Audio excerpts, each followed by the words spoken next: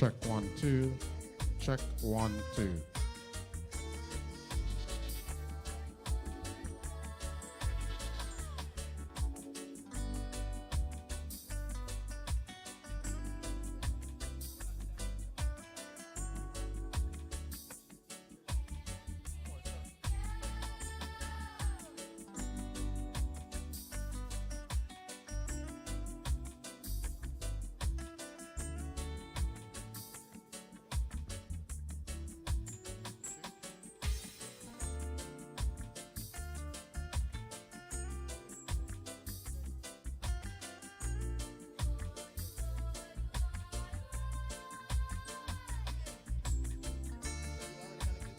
Check 1 2.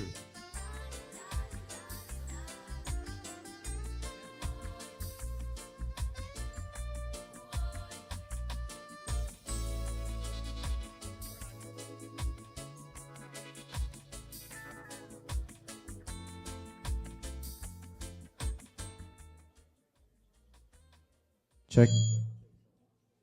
Check. Check. Check.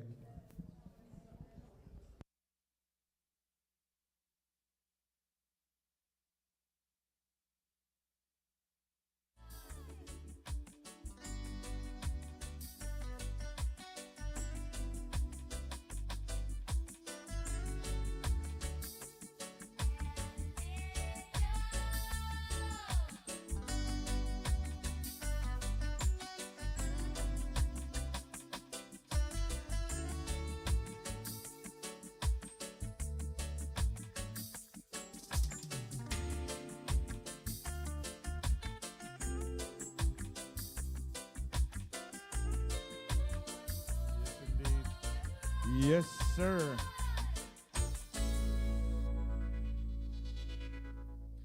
So I just want to do a very, very quick welcome. It seems like we have some very on-time people. I do want to say officially that in the Caribbean context of time, everyone here is early. So if you're not familiar, this is to make you familiar. I am very grateful to those who are on time, as we would think time should be considered in America. But in the Caribbean, this would be very early. I want to say a special welcome to all the panelists who are here, all the sort of experts of reggae and reggae music history that are with us this evening. And I do also want to extend a very special welcome to the mayor of this great city plantation, Mayor Sortel. Thank you very much for coming, for taking our invitation, and for joining us, and also for being supportive of the project that we are working on. The City of Plantation has been very, very, very helpful and also very much a partner to what we are trying to do, celebrating the history of music from the Caribbean, and in this particular instance, Jamaica. So for the next 10 minutes or so, we're going to be entertained by music from Big G. If you can raise your hand, Big G. For those who are not aware, Big G is one of the greatest players of music. He is very, very, very in tune with what music will entertain and inform and enlighten us and lift our spirits. So I want Big G to just take us through another 10 minutes of musical loveliness, and then when he is done, we will proceed with some of the proceedings. But I just wanted to say a brief welcome, particularly to those who are here on time, and to the mayor from Plantation. Thank you so much.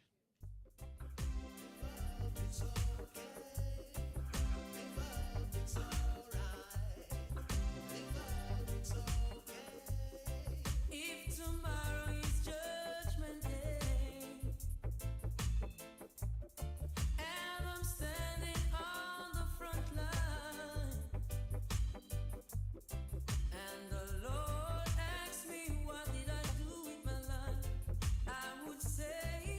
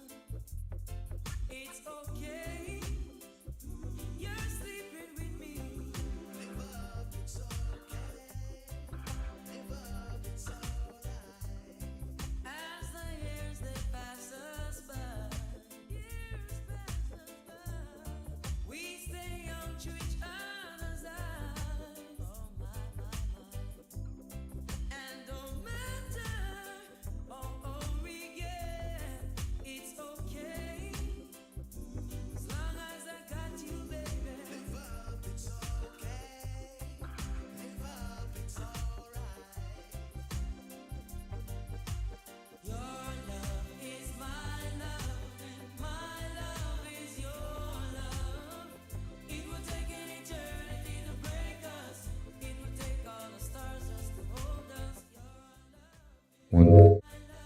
1 2 2 2.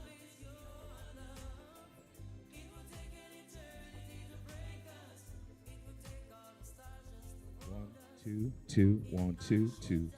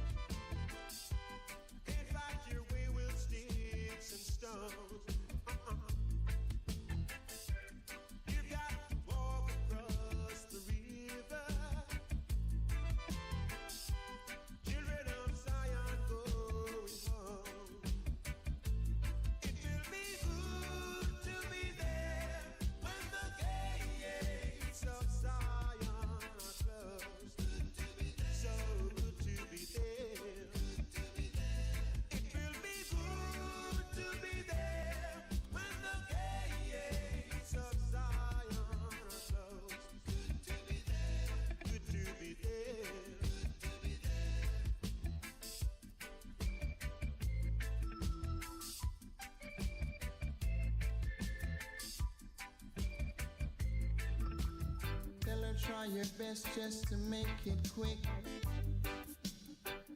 Home attend to the sick.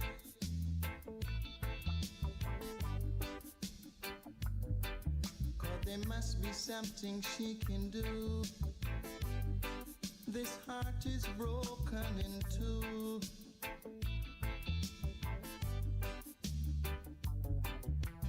Tell her it's a case of emergency. There's a patient by the name of Gregory. Night nurse.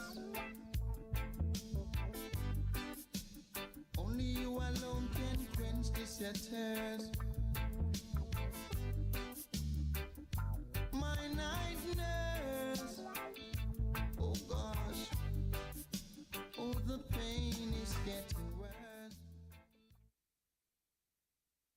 check, check. All right. So, listen, I came on the mic a few minutes ago, and I just want to reiterate we're now about to begin. We're literally about 5 minutes from the start, and I just want to make sure that we're all in tune. I do want to say, of course, good evening, Miss Nikki Mohan. We love your presence in our place. I would also just love to welcome anyone who, I didn't see any reserve seating on the first 10 seats, but it seems like everyone feels that this is a special seat. I, as the photographer, I never like to see the front row empty. So if you're even just doing me a favor and come and fill these first seats, I would be so appreciative. It's a full house, but the full house feels empty when the first 10 seats are empty. So, oh, good point. As we're being told, because the seats in front were red, some people may have thought it was the devil's. Thank you, Mayor Sortel. I appreciate. These are not for the devil. They're red for celebrities. Yishka, you don't have to be shy. Yishka, you don't have to be shy, you know. See, your yellow shirt can go with red shirt, sheet, you know. I wasn't pressuring you. But just so that we know, the front seats are very, thank you so much. And look, you get to sit beside some pretty ladies now. Look at that. That's wonderful. Okay, so I'm going to be quiet and let the G Coles of the world do the future speaking. But thank you all for filling up those front seats. 2 more songs. Big G.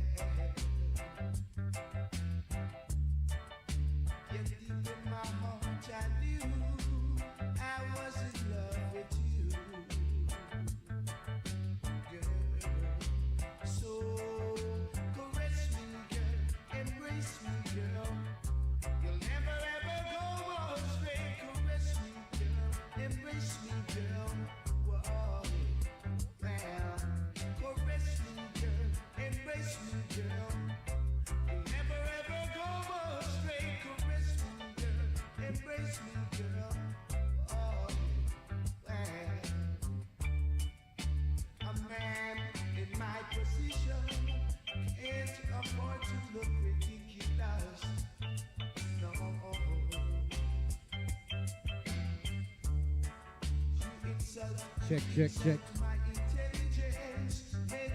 Check, check. Check, check. It's almost that time. We're going to call our panelists to the front. Our illustrious panelists To the front, please. A lot of letters to the names and a lot of legends walking by. Walk on, sir.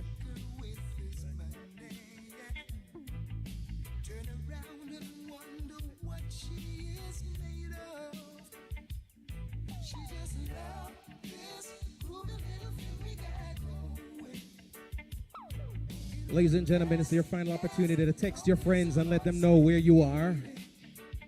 Generally, when I do that, I say stuff like, I'm here and you're not, Abbe, things like them there. And let them know they can still come through, all right?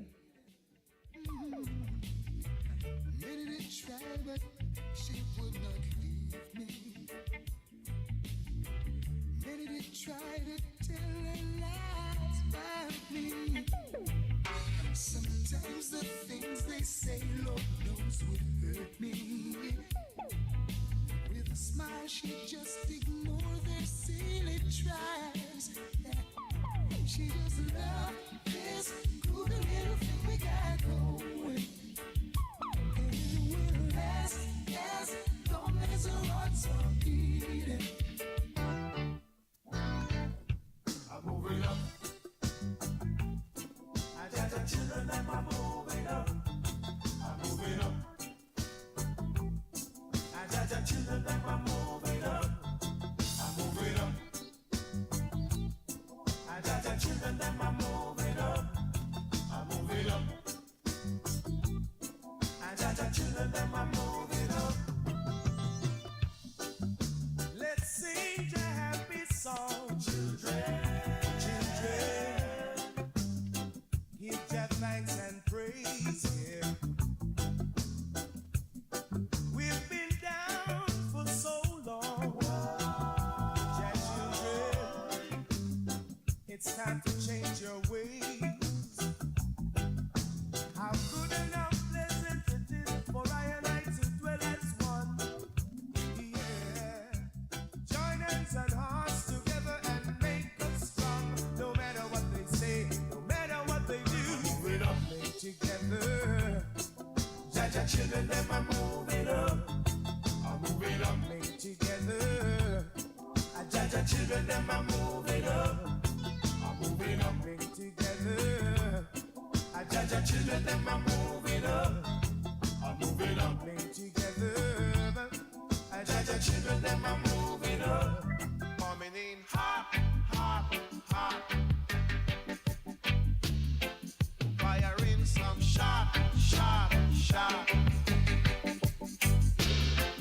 Coming in red hot, hot, hot. It's a musical shot, shot, shot.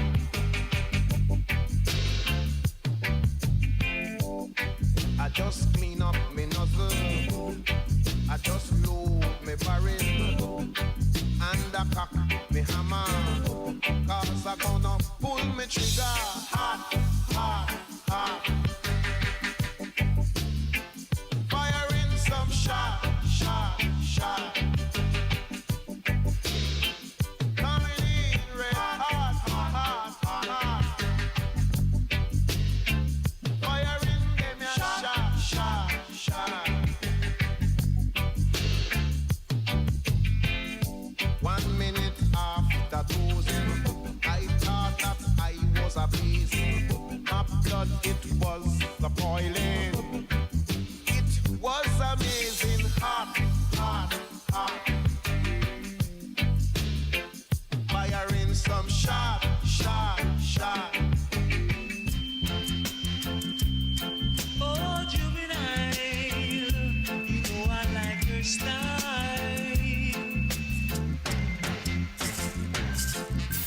Juvenile child got me going wild. Juvenile child, you know I like your style. Juvenile child got me going wild. Juvenile child, you know I like your style. One day, as I was all alone, sitting by myself, wishing for love, then you passed me by, and I could cry, 'cause you gave me the eye. Oh, oh, juvenile China got me going wild. Juvenile China, know I like your style. Juvenile China got me going wild. Juvenile China, know I like your style. Pretty woman, don't you go away, 'cause I want to stay. Pretty woman, are you here to stay? Oh, I hope your love is true. There is one thing that I want to know. What kind of girl are you? Are you a modern girl? Run around, walk about, or just a steady love? Good evening, ladies and gentlemen. Welcome to Island Space Caribbean Museum. And welcome, of course, to Reggae Genealogy, the panel discussion and launch party. The root and the fruit of the reggae family tree. We have a great event for you this evening. The only thing I ask personally, I'm an ego guy, so we're streaming live right now. There's a bunch of people I know that didn't come through, and I love it when they feel terrible, you know what I mean? So I'm gonna need the energy. That's just me. I'm gonna need the energy from you guys because I gotta show off, and this is being recorded, and I told my cousins that they should have been here, they didn't come, and I just gotta do it, all right? So I need y'all, I appreciate y'all. But before we start, I'd love to welcome our mayor of the city of Plantation. Say a couple of words. Which way's the camera? Hello, everybody. My name is Nick Sortel. I am mayor of Plantation. I am so grateful and happy that you've come to this city I love.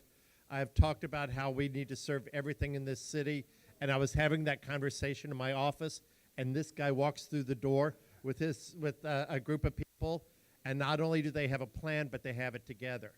They know what they're doing. So I can't tell you how blessed and grateful that you're here. The other thing is, when I stand here, I think about my college music teacher. I was a drummer all through college, and that teacher for me was that one teacher.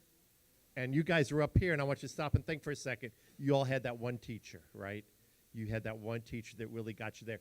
And you all had, think about it, through your life, you had that teacher, right? Send them a thank you through your head. If they're above ground or not, send them some love. And in life now, you are all that one teacher, right? We're all that teacher. Other people are teaching us. So let's have a great day. Let's keep learning. And if we keep learning everything, the world's going to be a really good place. So thank you all for coming. I can't tell you how happy I am to be here. Thank you. Thank you. Again, we can't stress how important a day like today is. And of course, just before we get everything started, I'd like to bring forward a gentleman right now who is doing some layman work, but he's not above it. Mr. Lloyd Stanberry. Howdy.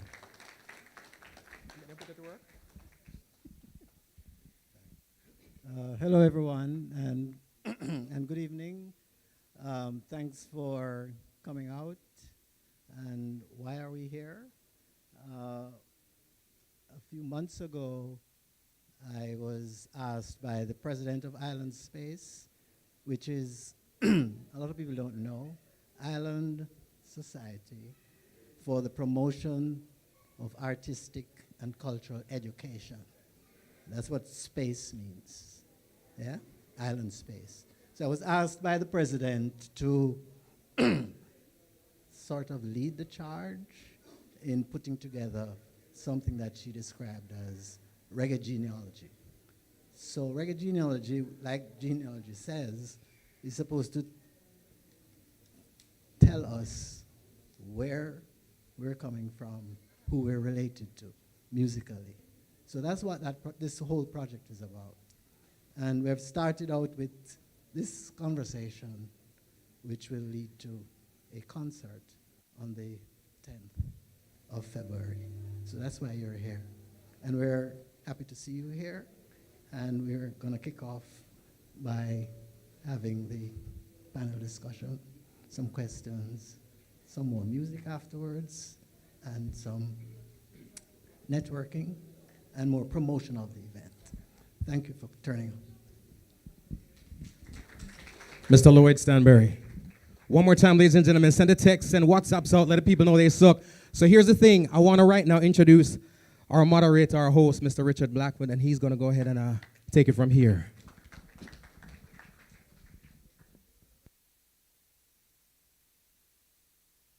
Juice, give me the juice. Yes, yes. There you go. There you go. There you go. All right. One of the things that we as Jamaicans, we're proud of is our musical heritage. And, we took the decision to... People in the back, we do have some seats in the front. So we ask everybody who's standing in the back and in the sides to come and just fill it up, fill it up, fill it up. We do have a couple of seats, not a lot, but make your way forward. Sorry about that, Mr. Moderator. All right. All right, Mr. MC. Now, reggae music and other indigenous Jamaican music genres such as mento, ska, nyabingi, rocksteady, lovers rock, dub, dancehall are members of a music family tree with roots from Africa. This panel, ladies and gentlemen, will explore the origins and creative evolution of indigenous Jamaican relationships with hip-hop, reggaeton, EDM, and Afrobeats. Now, as Lloyd pointed out just now, that this panel discussion is presented as a prelude to Reggae Genealogy, the Reggae Genealogy concert slated for this broad facility right here in Plantation on Saturday, February 10th. So mark your calendars, buy your ticket right here, right? Right here, right now. Now, what we want to do is start off by introducing this very esteemed panel. I would suspect between them all more than 100 and almost 200 years of experience in reggae's genealogy. And so let me lead from the front. No discrimination, so to speak. I want to introduce, starting out with Willie Stewart, chairman and co-founder of Embrace Music Foundation, curators and presenters of South Africa's Rhythms of Africa annual concert series. He was principal drummer and percussionist for the international supergroup Third World, the reggae ambassadors of Jamaica, with an illustrious career spanning some 23 years as its principal drummer. Willie co-produced 13 albums, 5 of which received Grammy nominations. He has received worldwide acclaim as recipient of the NAACP Image Award, the Diamond Award, and the United Nations Peace Medal. He received the African American Achievers Award nominations 2009 and the Knights Arts Challenge Award 2010. Known for excellent collaborative skills and musical genius, he was recipient of the Jamaica Diaspora Honors 2012 in the category of Vanguard Award for significant contribution to culture and entertainment art presented by the Consulate General of Jamaica in Miami. Who saluted Willie as one of the 2012 South Florida's 100 most accomplished Caribbean Americans. He was also featured in the August 2012 issue of Modern Drummer magazine. Ladies and gentlemen, Willie Stewart. Thank you. Now, beside Willie is Maxine Stowe. Maxine, the only female on the panel. Maxine is one of the most recognized and authoritative voices in the music industry today. Her experience and command of the field spans decades of service both in the diaspora and her native country, Jamaica. Maxine's professional aspirations began with studying political science at Barnard University, which was enhanced by social issues into advocacy and Rastafari community living, and from the mid to late 1970s between New York and Jamaica. While living in New York, she maintained strong links to Jamaica and the Jamaican music industry via her uncle, the late Clement Sir Coxon Dodd, and the late Lincoln Sugar Minor. Maxine was part of the who is who in Jamaican music through working relationships with Studio One, Black Roots Youth Promotion, Skengdon, VP Records, Columbia Records, Sony Island, Motown Universal, Ghetto Youths International, Tough Gong, and Solomonic Records. She was an integral part of the international success of artists such as Shabba Ranks, Diana King, Lady Patra, Supercat, and Mad Cobra. Ladies and gentlemen, Maxine Stowe. Beside Maxine sits Abibi Lewis. Abibi Lewis is a marketing and branding specialist. He operates out of the music mecca of Miami, Circle House Studios, owned by the legendary Inner Circle, which was founded by his father, Ian, and Uncle Roger. He is CEO of the marketing, branding, and consulting agency, ALMBG, that includes a Latin division, ALMBG Latino. Abibi also presents the captivating TV series Beyond the Beats, where he interviews celebrities in the music and entertainment industry. He gently launched the project Florida Engineers in tribute to the unsung heroes behind the music. Ladies and gentlemen, Roger Abibi Lewis, rather. And beside him sits the man, Mr. Vegas. You can just give Mr. Vegas a clap right there, say, you know. But seriously, dancehall reggae star Mr. Vegas has been recording and performing around the world for over 20 years. He has had numerous hit recordings, including chart success on mainstream music charts in the UK and the United States. He is the recipient of the Mobo Award for the Best Reggae Album for his release, Heads Eye. Ladies and gentlemen, Mr. Vegas. And last but not by no means least, Copeland Forbes, one of the most consequential figures in the history of modern Jamaican music. Copeland Forbes has been personal assistant, tour manager, personal manager for some of the most iconic artists in reggae music history, including Peter Tosh, Gregory Isaacs, Dennis Brown, Third World, Luciano, and Black Uhuru. His recently published book, Reggae My Life Is, recounts memorable incidents on his journey and dispels some of the myths and erroneous accounts about important events in Jamaica's music history. Forbes is a much sought-after speaker at music symposia and seminars across the world, where his name is often a prime attraction and his vast knowledge a source of enlightenment and entertainment. Copeland has received numerous awards for his outstanding contribution to the music industry, including the Order of Distinction from the Government of the People of Jamaica in 2017. Ladies and gentlemen, Copeland Forbes. And so we're going to kick off our discussion today in two parts. First hour, we want to have the panelists field some questions that I'm going to be throwing. And then the second section, we are going to take some questions from you in the audience. And so we want to kick off and I should point out, because we want to keep the thing nice and tight, we have a number of questions, so you want to, just hold your answers, keep them within thing. I don't want to have to be cutting off anybody, but we want to make sure we use up the time. Now, let's start with the topic, understanding and preserving the roots of the music.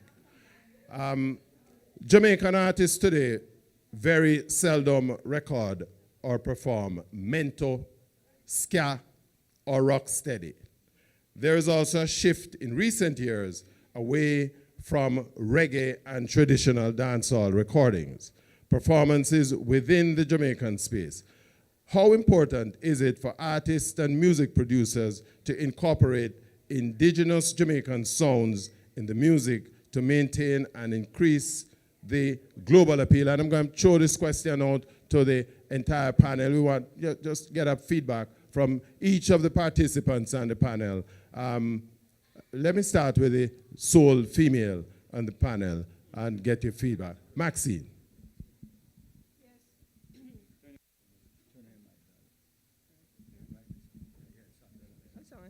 Yeah. Yes, greetings. I'm pleased to be here and to be invited to share knowledge and to also gain knowledge through this esteemed panel and certainly the audience. In respect of the question, my understanding or my experience is that the Jamaican marketplace is very small in terms of population size and the structure of the market. So when new music formats or genres develop, they actually displace the pre-existing genre, and it doesn't allow, based on the infrastructure that's there, for the continuous, exploitation or, of them. However, our diaspora and our influence, those musics are actually invested in by artists all over, our Jamaican artists abroad and or regionally and internationally. So it's a pet peeve for me to understand that, and sometimes that's why we are now in the position where our influence is, from our own music that has fertilized and is being used all over the world and forming all these different genres, coming from Jamaica.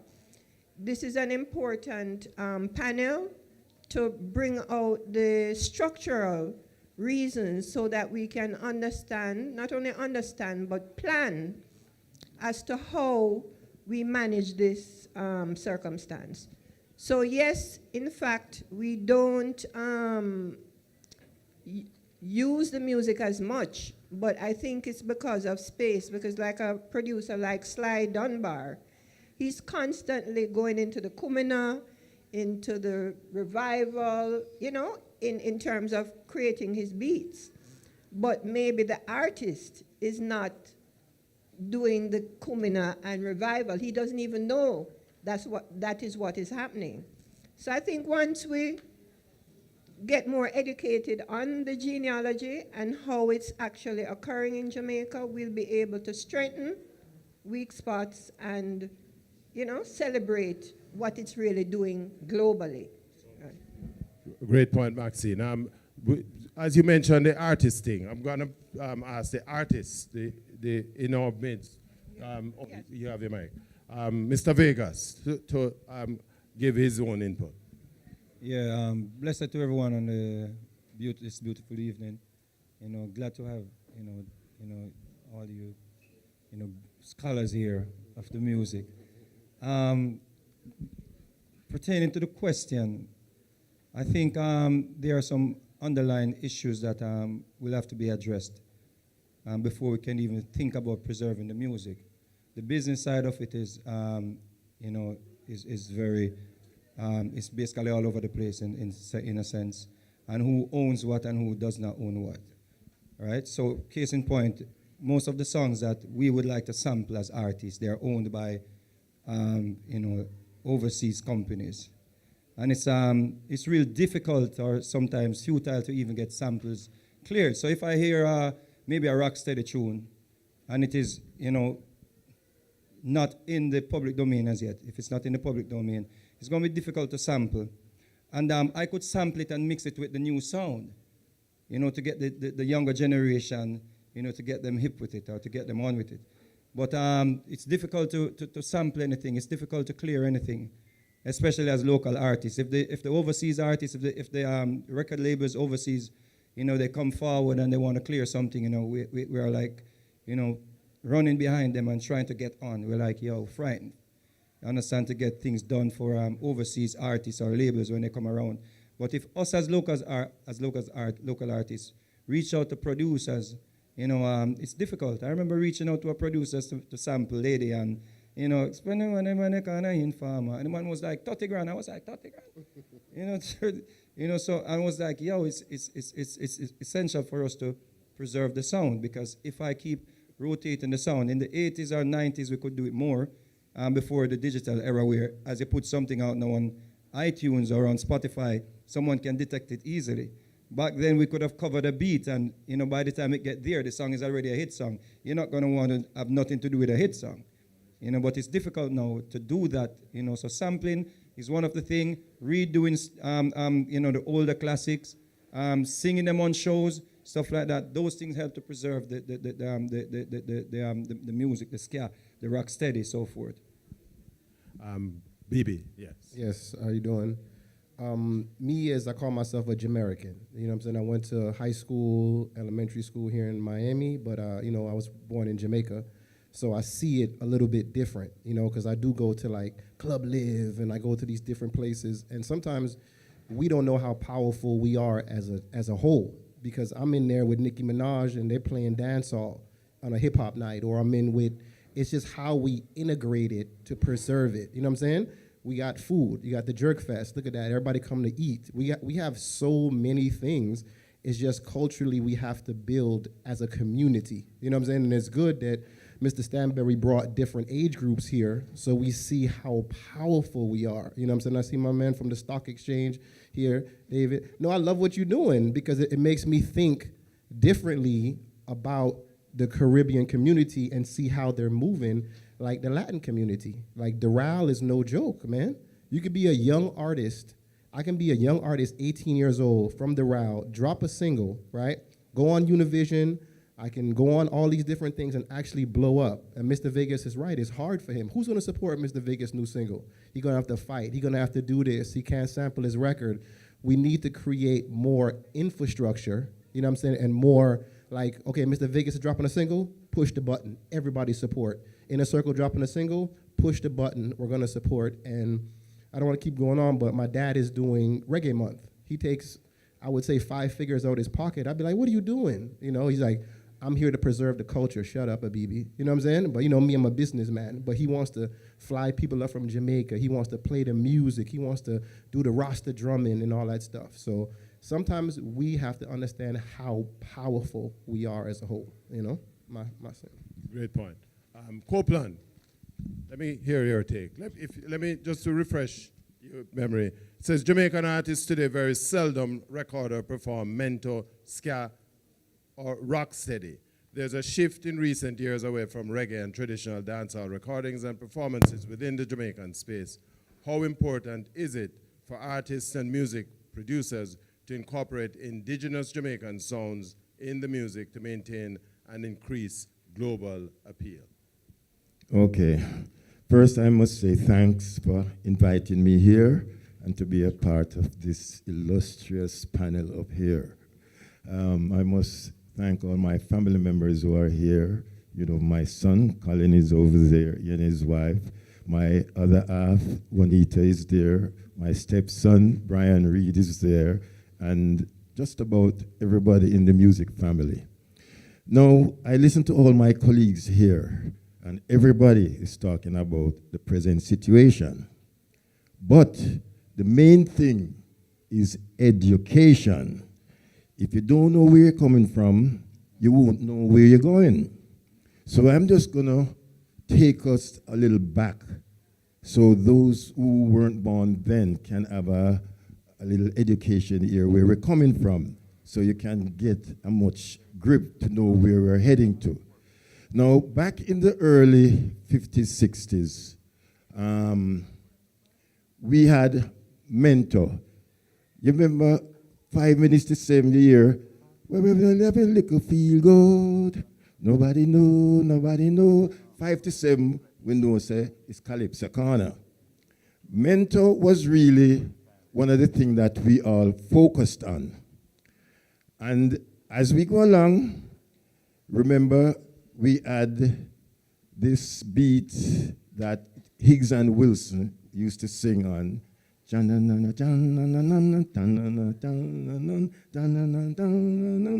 Manio, was one of those songs. And Wilfred Edwards was one of the artists who wrote some great songs for the Spencer Davis group in England, and he became known. But as we move along, here we entered the region of ska. Now, the reason why I go back there, I had to, because at this present moment, we, the Jamaicans, created ska. And if you check if there's a ska band in Jamaica now, there's none.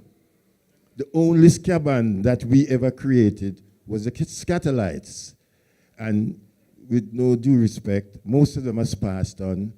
It's just the female alone that is left there to carry on the ska work that we created years ago. You have group like Let's Go Bolden, Slightly Stupid. You hear what I'm saying? Slightly Stupid. But what they did is just, they saw that we left the great music behind and start to move to a next thing, and they jumped into that area and started to doing ska. Now, our first ska hit was Millie Small in 1964, right, with My Boy Lollipop. Then she come with another one, Sweet William and O. Henry. Then that group of artists then created history in 1964 when they went to the World's Fair, right, to promote ska music, which was created in Jamaica by Jamaicans. Most of the artists like Prince Buster, Derek Morgan, Jimmy Cliff, you know, all those artists from those era were part of that entourage. And would you believe that Sister Babs Grange, who was a dancer then, because I knew her from she was 16 years of age, she was a dancer then, and she was part of that 1964 group that went to the World's Fair to promote ska music. So we have the ska, and then we moved over into rocksteady. But rocksteady didn't last more than about 3 years, if I can remember. But that was a time when the greatest music came about and the greatest sound in recordings, harmonies, and group singing was done right throughout the rocksteady era. And the rocksteady era was when the music was slowed down from the ska tempo, where the bass man can have more time to play with the bass and let the bass line more melodious. Listen to Alton Ellis, you know, better get ready, let's do rock steady, and you just rock from right to left. Then we move into reggae. And reggae now, a lot of people has been claiming that they created it, right? I think the first reggae song was the Nanny Goat. But then Toots did a song, said, do the reggae, but reggae was a spill-off from streggae. And I'm sure most of the elders here knew what a streggae was. You know, I mean, it was a little word that you would describe a woman in a certain kind of form. Not any woman. And them just said, that's a streggae, right? So they just changed it and call it reggae, which is with a different beat, right? And a little more up-tempo. And that's where things started to take off. Now, when the reggae section came in, there were so many groups blossoming here and there, you know. And we have to go back to one of our greatest group that ever come out of Jamaica, the Scatterlights. Not the Scatterlights, the Wailers, because they were the forerunners in ska, right? And remember that first song, Simmer Down, right, that they created, and it made history because it was the fastest song from the studio to the street, you know, and people still talk about that until this very day. And I must tell you that I just saw Beverly Kelso, that female in the Wailers, that sang all that top harmonies, Simmer Down, Lonesome Feeling, all of those. And she was in Jamaica recently, and she's the only living Wailer that is still around, but is unrecognized and not really looked at, you know, and I feel so bad about it. But to come to the main thing now, we have all this history of music that our first million seller was Millie Small, then come Desmond Dekker, '07, Poor Me Israelites, and then Dave and Nancy Collins, Double Barrel, and then Have a Little Faith, and so many songs that we were hitting the charts with continuously. But then when we made the shift now from reggae into dancehall, things took a little turn because the message in the music disappeared. Because back in the 70s and the early 80s, our music was loaded with a lot of messages that people could listen to. So even if you can't dance, the message was in the music. But the message left the music and it become now beat and dancehall. Now, dancehall, I will never hit dancehall, because you know what? Dancehall is a takeoff from Kumina. And if you listen to the dancehall beat, it's the same Kumina that. The only thing that what had happened is that some of our artists used derogative lyrics on top of the beat and took it in a different direction. So I have to come back to now to say that we can preserve all this stuff that we have created, but we have to start to educate those who are in it now, because they don't know the gold spoon that was handed to them by the forerunners. And if we start a level of education like now, then they'll understand what they have presently, so we can find ways and means to take it to the world. But what is coming out now, I am kind of disappointed, you know? Excellent. Thank you, Copeland. And ladies and gentlemen, just a little reminder, Copeland's book is out, and we're going to talk about that at the end of the program. Historian par excellence. Willie, your take. After a speech like that, Professor, the oxygen is out of the air. Anyway, respect. Glad to be here. Welcoming everybody. Quickly, you're right, Copeland. Education. But if we look at the indigenous things that we did, it's in our DNA. Because you have to go back to Africa. Africa is what Jamaica breed.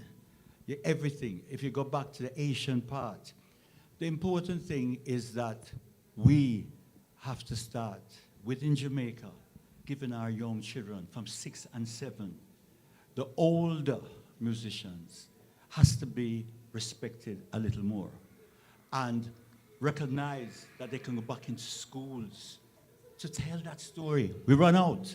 Where is now the vintage artist? It's on your finger. They're going. Pluto went yesterday. We sit down and we don't respect our musicians the way we should. I said it before. If we give them an honorary degree, let those who can go and spread this education and teach those younger children, and we respect music more, they will be carrying a lot of that. Because today, with the digital side, AI has known it have its place, but it don't help the soul. So Skia will always, and people still go back to the older music. That's what everybody go back to.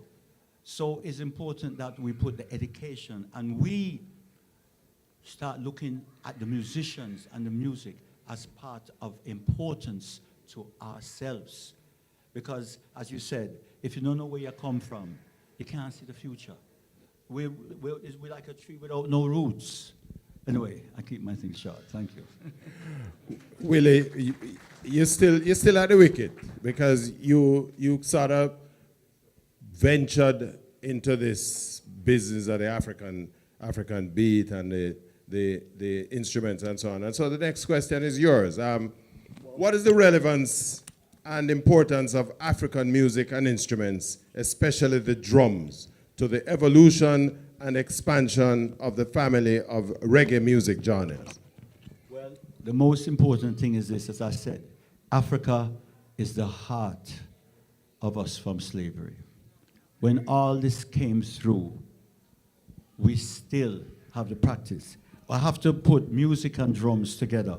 We have to talk about starting way back, Mayal, African ancestors, the way they dance, quadrille, Eto, Maypole, Dinky Mini, Revivalism, Kumena, Brockins, Jankano, Rastafarian music. And then we go back to the ska and everything. But this DNA, when a people was in slavery, the only thing that they could not, the government or nobody could take from them, was the music and their culture. Their voice, their drums was a heartbeat. That kept them alive, and that never changed. The amount when the whole slave thing happened, Atlantic, tons of slaves came, powerful slaves came to Jamaica, and they maintained that. We have it today. When we listen to our music and our people, our mannerism is the rhythm, the drums. Let's go Rastafari rhythm. Where they came from?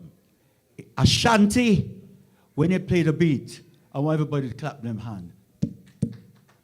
1, 2, rest. Rest. When you rest, do something.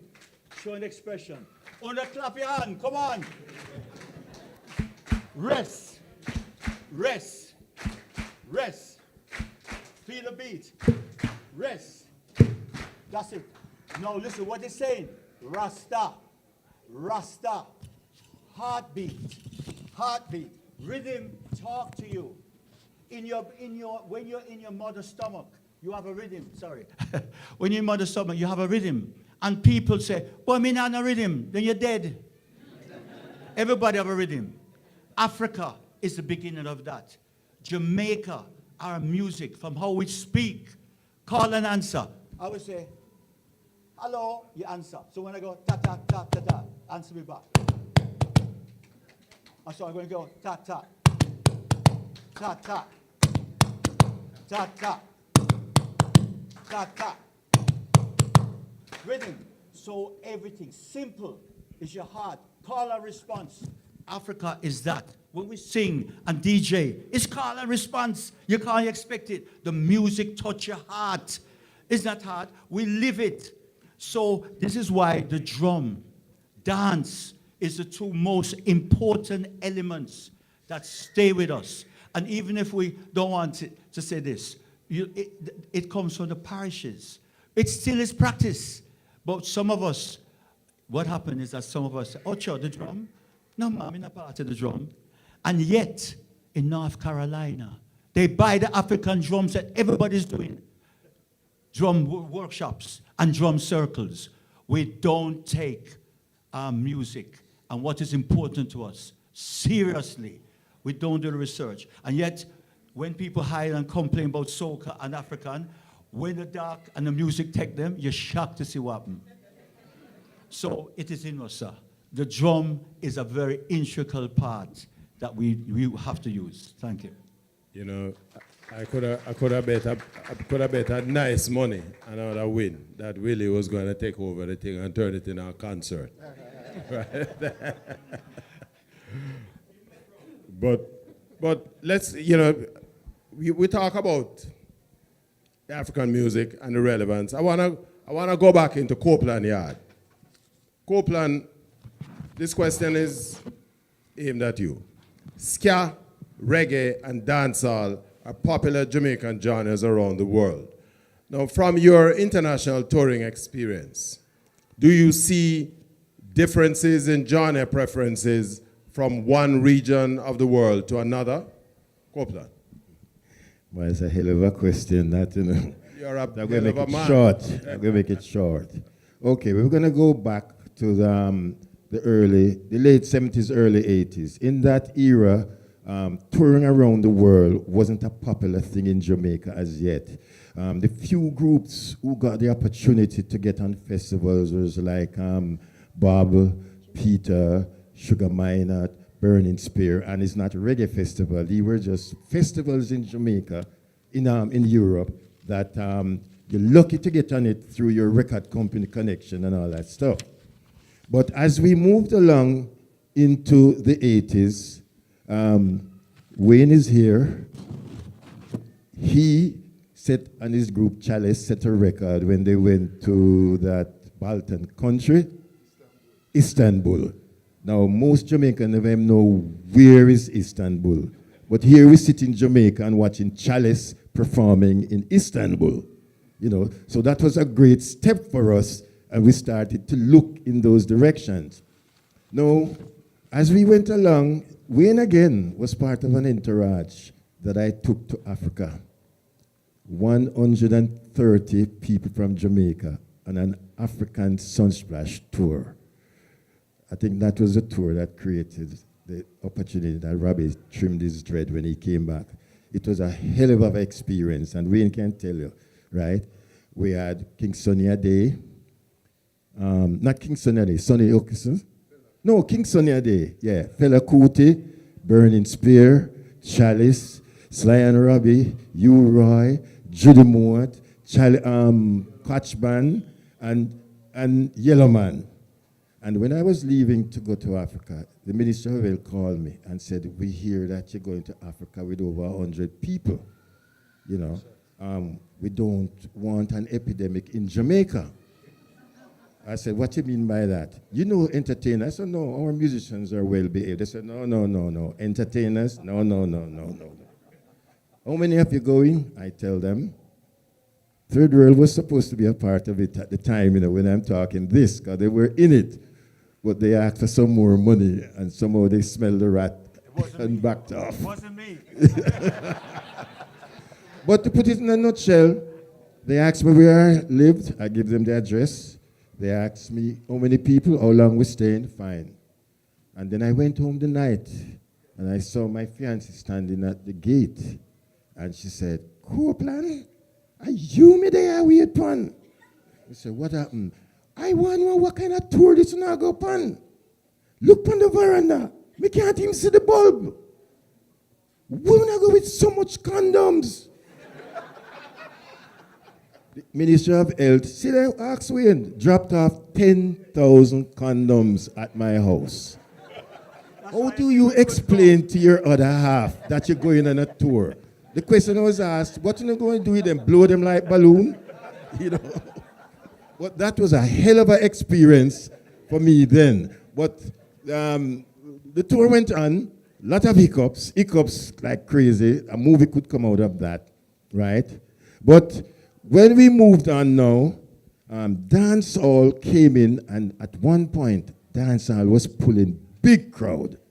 Trust me, around the world, dancehall was pulling big crowd. And what we had with dancehall, I think we lost it and didn't realize. We had one of the most fashionable movement that was going with dancehall. When you look on the stage and you see the artists, them dressed to the nine, the audience started to try to outdress the audience. I remember going up to Shabba Ranks, Taylor, and I said about 4 dancehall artists sleeping on the ground, waiting to get them outfit.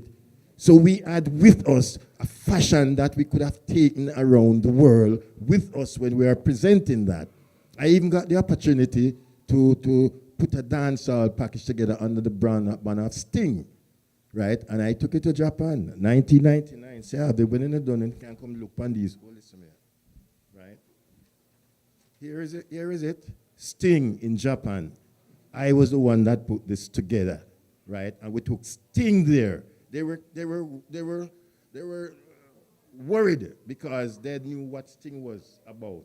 But because it is a Japan Sting, we felt there wasn't going to be any problem, right? And I must say that Sugar Minott was one of the artists that actually created the reggae movement in Japan. Then Bob Marley, Jimmy Cliff, Black Uhuru, and then came Reggae Japan Splash. When Reggae Japan Splash came in, that's when I see the music growing. Now, those festivals, it wasn't just pure singers or pure nowadays DJ. It had a mixture of everything, always. Right, and take out the first one. It had a mixture of every single genre of the music and artists. All of that, let them see that. Right? See there? So Vegas, what is this? Right? This is what we were doing in Japan. And we started from 30,000 up to 60,000. Right? Okay, come back, Mr. Vegas. Right. No, I bring these things because I just want to show you what we had in our hand and what we created overseas, and we let it slip away. Go to the next one now, right? No, this is 1993 with Beres and Marcia and the Jew, all of them, you know, right? Then we started moving to 60,000 people, and this is a concert that starts from 1 p.m. and ends at 8 p.m. And we have all different genres of music. It was at that time now I saw a Japanese lady saw. I saw a Japanese Shabba Ranks. I saw a Japanese ninja man. So I said, well, if we have something that everybody wants to look like you, right? They don't understand one thing in English. But you see, when they start jumping at the air and the mix come down, you see 60,000 people in the air jumping. So we had something going in our hand. But when we started to have fights backstage, I witnessed an artist and his manager fighting over a Japanese girl, right? I see another one where an artist kick over the table. Them run a boat back there. Him never put no money in the boat, but him get 3 dumpling, and him see another man have 5 dumpling, and him big mashallah backstage, right? So we started creating all these kind of things that was going down, and I used to warn them, you know, you see these people are humble, but eventually they're going to learn everything, and eventually start to move in past and left us, and eventually that's where Mighty Crown started from, right? And then they used to sent to Miami here, down to Winston Chinquy place, Waggy people them, to make them boxes and everything and ship back to Japan, right? And eventually, them just started, Japan Splash was ceased in 1998. And then after that, they started to keep their own reggae festivals. And every year they have a festival in Yokohama, over 100,000 people, and not one Jamaican artist is on it. So we had that, and we lost it because we never preserved it, and we were looking at the future, and we created all the problems in the air. So we still have an opportunity to do that, you know, because there are people out there that love dancehall music, but I'm just telling you, the present dancehall music that I'm seeing now, I can't dance to it. There's no message in it. If you listen to Redemption song, you can't dance to it. But if you listen to the lyrics, emancipate yourself from mental slavery. None but yourselves can free your mind. So if you can't dance to it, you must can listen to it. But if you can't listen to it and you can't dance to it, it don't make no sense. So what I'm saying is that it comes back to what I say, education again. And around the world, we always will be remembered in every one of our genre, right? I went to Thailand, and them asked me a question about dancehall artists, and I was surprised. So we just need to just nurture what we have. We have not lost it fully yet, you know, but we're losing it step by step. Excellent point, Copeland. I wanna sort of shift gears a little bit. And this, Maxine, I'm giving you a heads up, right? It's because I'm throwing this one at you.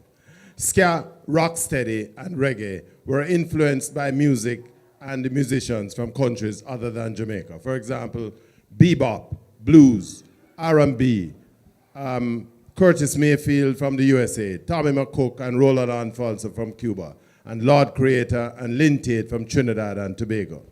How important are external cultural and musical influences to the growth and expansion of the reggae music family tree? And this one is to Maxine, and I'm going to invite any other participant. Well, I'm going to pull you in, Abibi and Mr. Vegas on this one. But Maxine? Yes, well, I'd have to come to our geography, where we are located, in the sense that all of those people you just spoke about are great music forms. Cuba, a huge music form and influence. Certainly America, a huge music form and influence. And what was it? And Trinidad, with the calypso, huge, you know, where from the earlies, international companies first went into Cuba. This is the first Caribbean country that international companies went in to invest, Decca and all of those in those farms. So Jamaica is like a logistic hub. It's the largest English-speaking country that's nearest to America. Everything else is Cuba, Haiti, French, right? And we're also a British colony. So the music industry of Britain and our diaspora going back and forth would bring that influence, you know, that influence into how we do things. So I think it's where we are and how we're positioned that we were able to take and be influenced by America especially, right? Because that's where, when the radio station started, outside of our folk music, this is what we were listening to. And then that influenced us in terms of the creation of our music. It was the most, I think it would be maybe second. I'm not sure how Trinidad figured, because you had Harry Belafonte, but we never really fielded a calypso meant a star, right? But it was influencing in our music. But it's America, naturally so, because we are closest there, and their music industry and their culture to this day, it's a constant ebb and flow, especially since we also migrated here, first as farm workers, and that music coming back in, like bringing in the records, selling them, all of that was what was fertilizing us even as an industry, the jukebox, you know, and even the sound system, because our pioneer, Headley Jones, he was a peer of the people who were studying the electronics at the time. You know, I think it came from the telephone, and then it went to the radio. He was one of those personalities.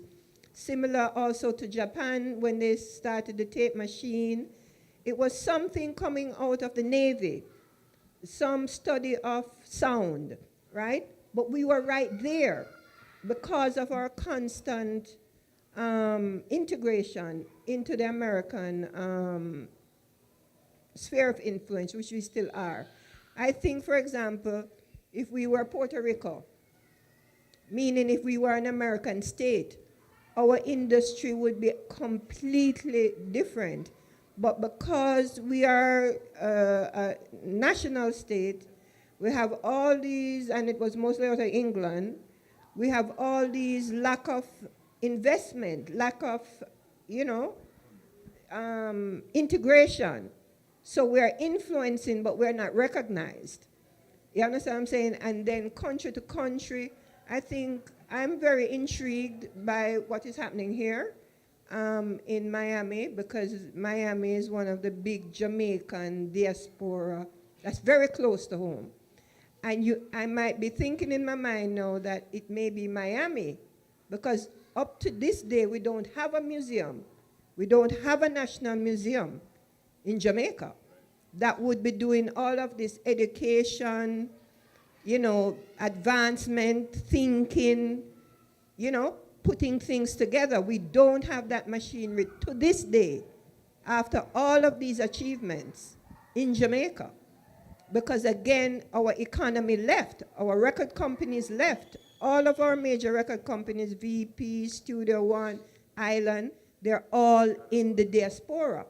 So we have a national idea of ourselves and our identity, but I think our music and its influence that is going to be consistent, like the issue with dancehall. For me, dancehall, and as you say, where in the world, etc., reggae was the culture, right, in terms of a movement against the system, as the world was changing out of colonialism into independence, we fill that void. Dancehall is about the rhythm, just as he says, the drum and the dance, right? And that is what is the backbone of our industry. Because the same time reggae was going on its height with the Wailers and Third World, etc., King Tubby's, the rhythm, the remix, all of those influences that came to influence hip-hop, all that is going on now in the world, all of these are driven by our rhythm and our sound system, because sound system itself proliferated all over the world. It was one of the biggest, outside of the artists, the sound system is one of our biggest exports that we don't even recognize.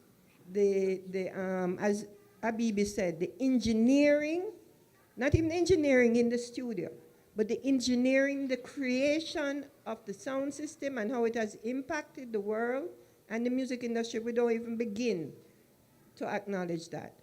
So all of these places, we're, just like how we say we're a logistic hub, and everybody shipping them car and, to go, we're building our economy right now about a logistic hub based on our geography. And if we bring that information together and get our diaspora, we have to work now on our diaspora involvement in the preservation and the securing of our legacy, because this is evidence of what is needed. We don't need to say, okay, we're going to depend on Jamaica and, because it's made in Jamaica. We have a responsibility because we built the industry. This is Jamaican people traveling abroad to all of these places that brought and broke the music. And they need to be organized strategically, like what is happening here, Island Space. And this strategy is also for the Trinidadian and other musics. So I'm very intrigued by what is happening here, and I think it's directional. Yeah. Excellent take, Maxine. Bibi, you want to take a look at that? Mr. Vegas? Give me the question one more time. Yeah, it says, ska, rocksteady, and reggae were influenced by music and musicians from countries other than Jamaica. For example, bebop, blues, R&B, and Curtis Mayfield from the United States, Tommy McCook and Roland Alfonso from Cuba, Lord Creator, Lynn Tate from Trinidad and Tobago. How important are external cultural and musical influences to the growth and expansion of the reggae music family tree? It really means a lot, because on February 14th, you have the Marley movie coming out. You know what I'm saying? That's going to be enormously huge for reggae, because when you talk about that movie, right, here's Spotify, here's Apple Music, here's Netflix, and everybody coming into accordance with playlisting and everything, because we have a lot as Caribbean people and Jamaican people, but we have to learn to monetize what we're doing, as far as clothing line, and get Mr. Stewart a line of drums I can sell in Target. No. You know what I'm saying? Get you know what I'm saying? I mean, like, just different things of monetization. Like, my daddy's song Bad Boys, we have toys. There's Bad Boys, you wouldn't even know that we have anything to do with it, but we're looking at it from a different cultural perspective, saying, okay, everybody loves reggae music, what can I do with it? Everybody loves jerk sauce, everybody loves brown stew chicken, everybody loves Mr. Vegas, you know what I'm saying? There's just so many things. What can you do with it? And also, some of the things that's coming out of Jamaica. When I was coming up as a kid, like I keep saying, as a Jamaican, Head's Eye was hot. I mean, American people love Head's Eye. It played in a hip hop club. So some of the dancehall that's coming out now, it's just too dancehall, and it's just staying in a place where it cannot grow economically to be able to sell. You know what I'm saying? I love stories and I love everything, but we have to learn to sell. Like, I got a big respect for Miramar, Lauderhill. Look what we're doing, even this mall. But we have to learn how to monetize what we're doing. And like Ms. Maxine said, it's about stuff like this, us coming together more and talking and bringing some of the kids in that are like Hans and Platinum kids out of New York and the BRT weekend. Nicki Minaj just signed Skeng, and like, you know what I'm saying? It's like people are making moves, but what's the next move we're gonna make? You know what I'm saying? So, you know.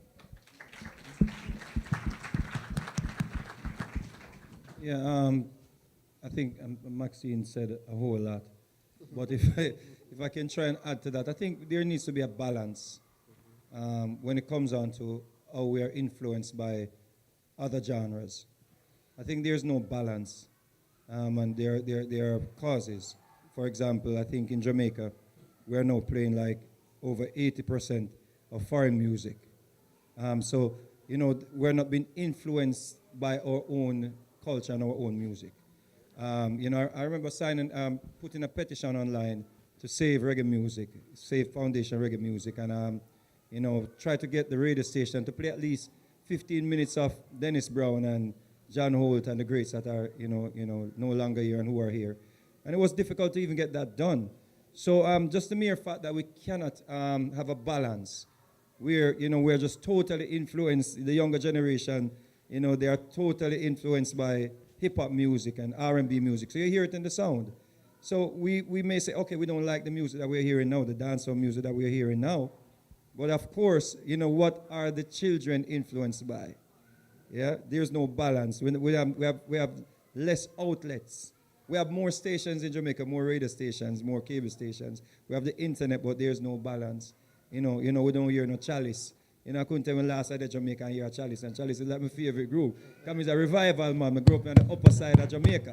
You understand me? I say, yes. So, you know, growing, you know, when I started doing music, you know, I was influenced by soca music. I was influenced by hip hop music. I was influenced by Bob Marley, all the greats, and that came out in the sound.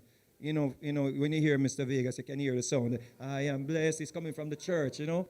So we don't have a balance. You don't even hear gospel song again in Jamaica, you know. So there's really no balance, I think. And that is what we have to work on, the balance. I'm going to make it short. Hold on. I have a big question for you, and I know you think. What I want you to do is, I want to give the mic back to Mr. Vegas, because he opened the door, and I just want to, keep walking through the door. Mr. Vegas, what role does recording collaborations between Jamaicans and non-Jamaican artists and producers play in the evolution and global marketing of music? And this is a question directed at both yourself and Abibi. Very good question. In my view, I think if we're going to collaborate with people from other genre, I think it has to be well produced.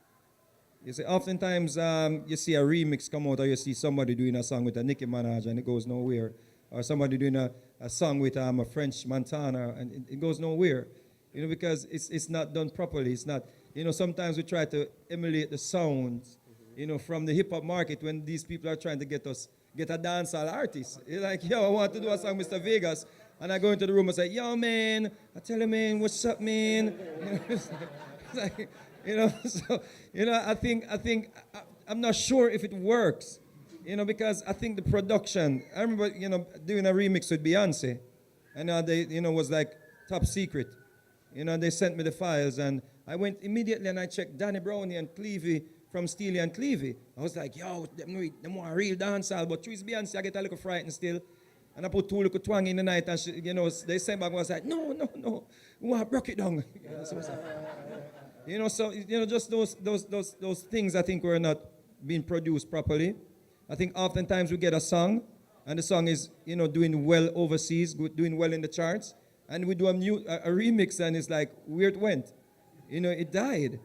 You know, and I see it happen so many times, you know, so I think if we're going to do it, the person has to be knowledgeable of the industry, like Chris Blackwell and Bob Marley.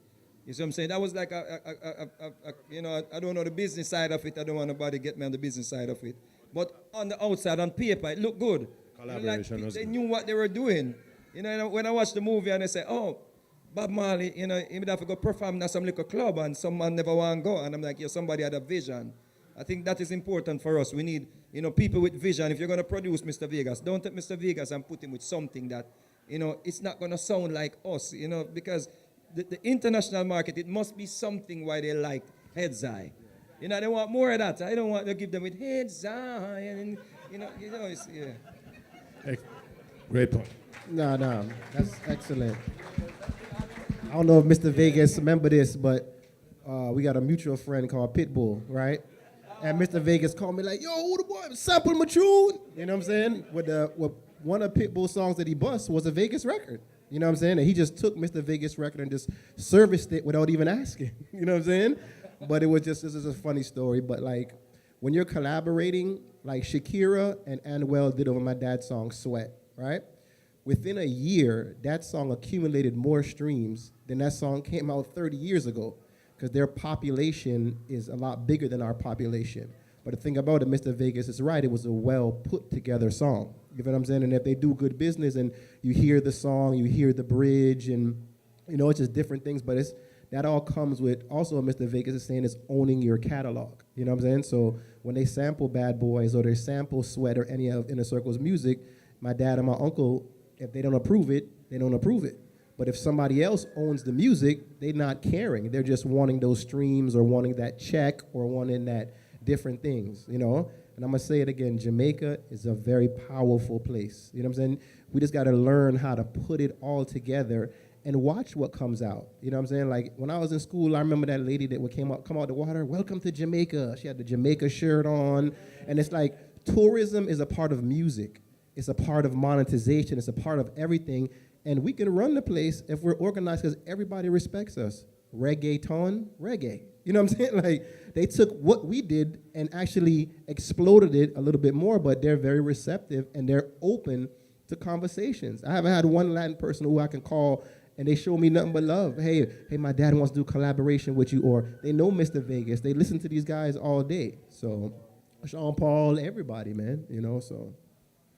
Great point. You know, Thank you. It's very, very difficult to try to hold this presentation down in terms of time, because it's so much information, and where do you cut somebody off? But, you know, we're still gonna try to stay within the realms of the time. This question is for you, Copeland. And again, you know, we have a couple more pieces. And we also want to get some feedback from our audience as well in the second section. But let me throw this question at you, Copeland and Willie. How does international reggae festivals and touring contribute to the promotion, marketing, and preservation of Jamaican music genres? And can you share insights from your touring? Hold on, wait. Copeland, insights, right? Insights. Willie, insights. Right? Not outsides. Yes, but. Okay, I'm going to do it very quickly, you know. Boy, I think I want a 6-hour forum, you know, because I love to educate people, you know, and that's why I bring so much things, you know. But you have to hold some of them things up for me, right? Hold the mic. Okay, hold the mic. No. Okay, you mentioned something about Cuba and other countries from the early stage. Okay, Roland Alfonso, Tommy McCook, Lynn Tate, Rita Marley, Lord Creator, and when name was saying Pushwood in the Fire, Jackie Opel.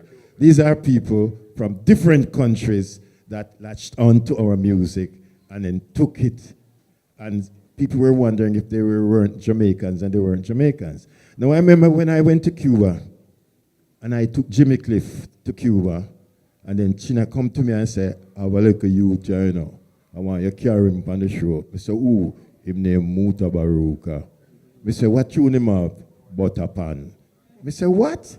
Butterpan, what is that? Anyway, not shell short, we decided to carry him. And we took him over there. Now, we're going to a communist country, and this was in the height of Castro reigning, you know. Because we left here when Jamaica just broke off diplomatic ties with Jamaica. And I decided that, boy, I better we don't go. I said to Jimmy, boy, it looks like it's the wrong time for us to go. He said, boy, you know, the movie the other day, come, you know, if you know, it's not the end. The ship left me when we want to try to get to Cuba. So this is the only way we have an opportunity to go to Cuba. I said to him, All right, I tell you what you can do then. Let me ask our Prime Minister to give us a suggestion on the best thing to do, because we're going to somewhere where we do have no diplomatic ties. I said, if anything I'm to it, we carry 2 soldiers dressed like roadies that you can help us. Anyway, I went to Sister Babs Grange, because she was close to Mr. Siaga. And I told her the plight, and she said, okay, she's going to talk to him. Everybody packed them bag and sit down up at Jimmy Yard and wait and wait. The phone ring 2 days' time. Babs said, Copeland, you ready? I said, I call everybody. Come in. Well, the Prime Minister said, he's not going to tell you to go, and he's not going to tell you not to go. So we were left in mid-air. But eventually, we went because Jimmy wanted to go, and we took Muta Baruch. You can show them that picture with Muta and everybody. yeah. See Muta here, he maga like a stick them time there, 1980 this, you know. Right? Yeah. So, yeah. All right, so that experience there, we did 2 shows, one in Varadero Festival and another one in Havana, and that was the first time I meet a man who was the most wanted man in Jamaica. I never knew him till him tap my shoulder and tell me who him is. But everybody enjoyed the music because it was Jamaican, it was reggae, right? I remember another incident, no one really was there now, right, with Third World. We booked a show in Suriname, and this gentleman named Raymond Tom came to me in Curacao.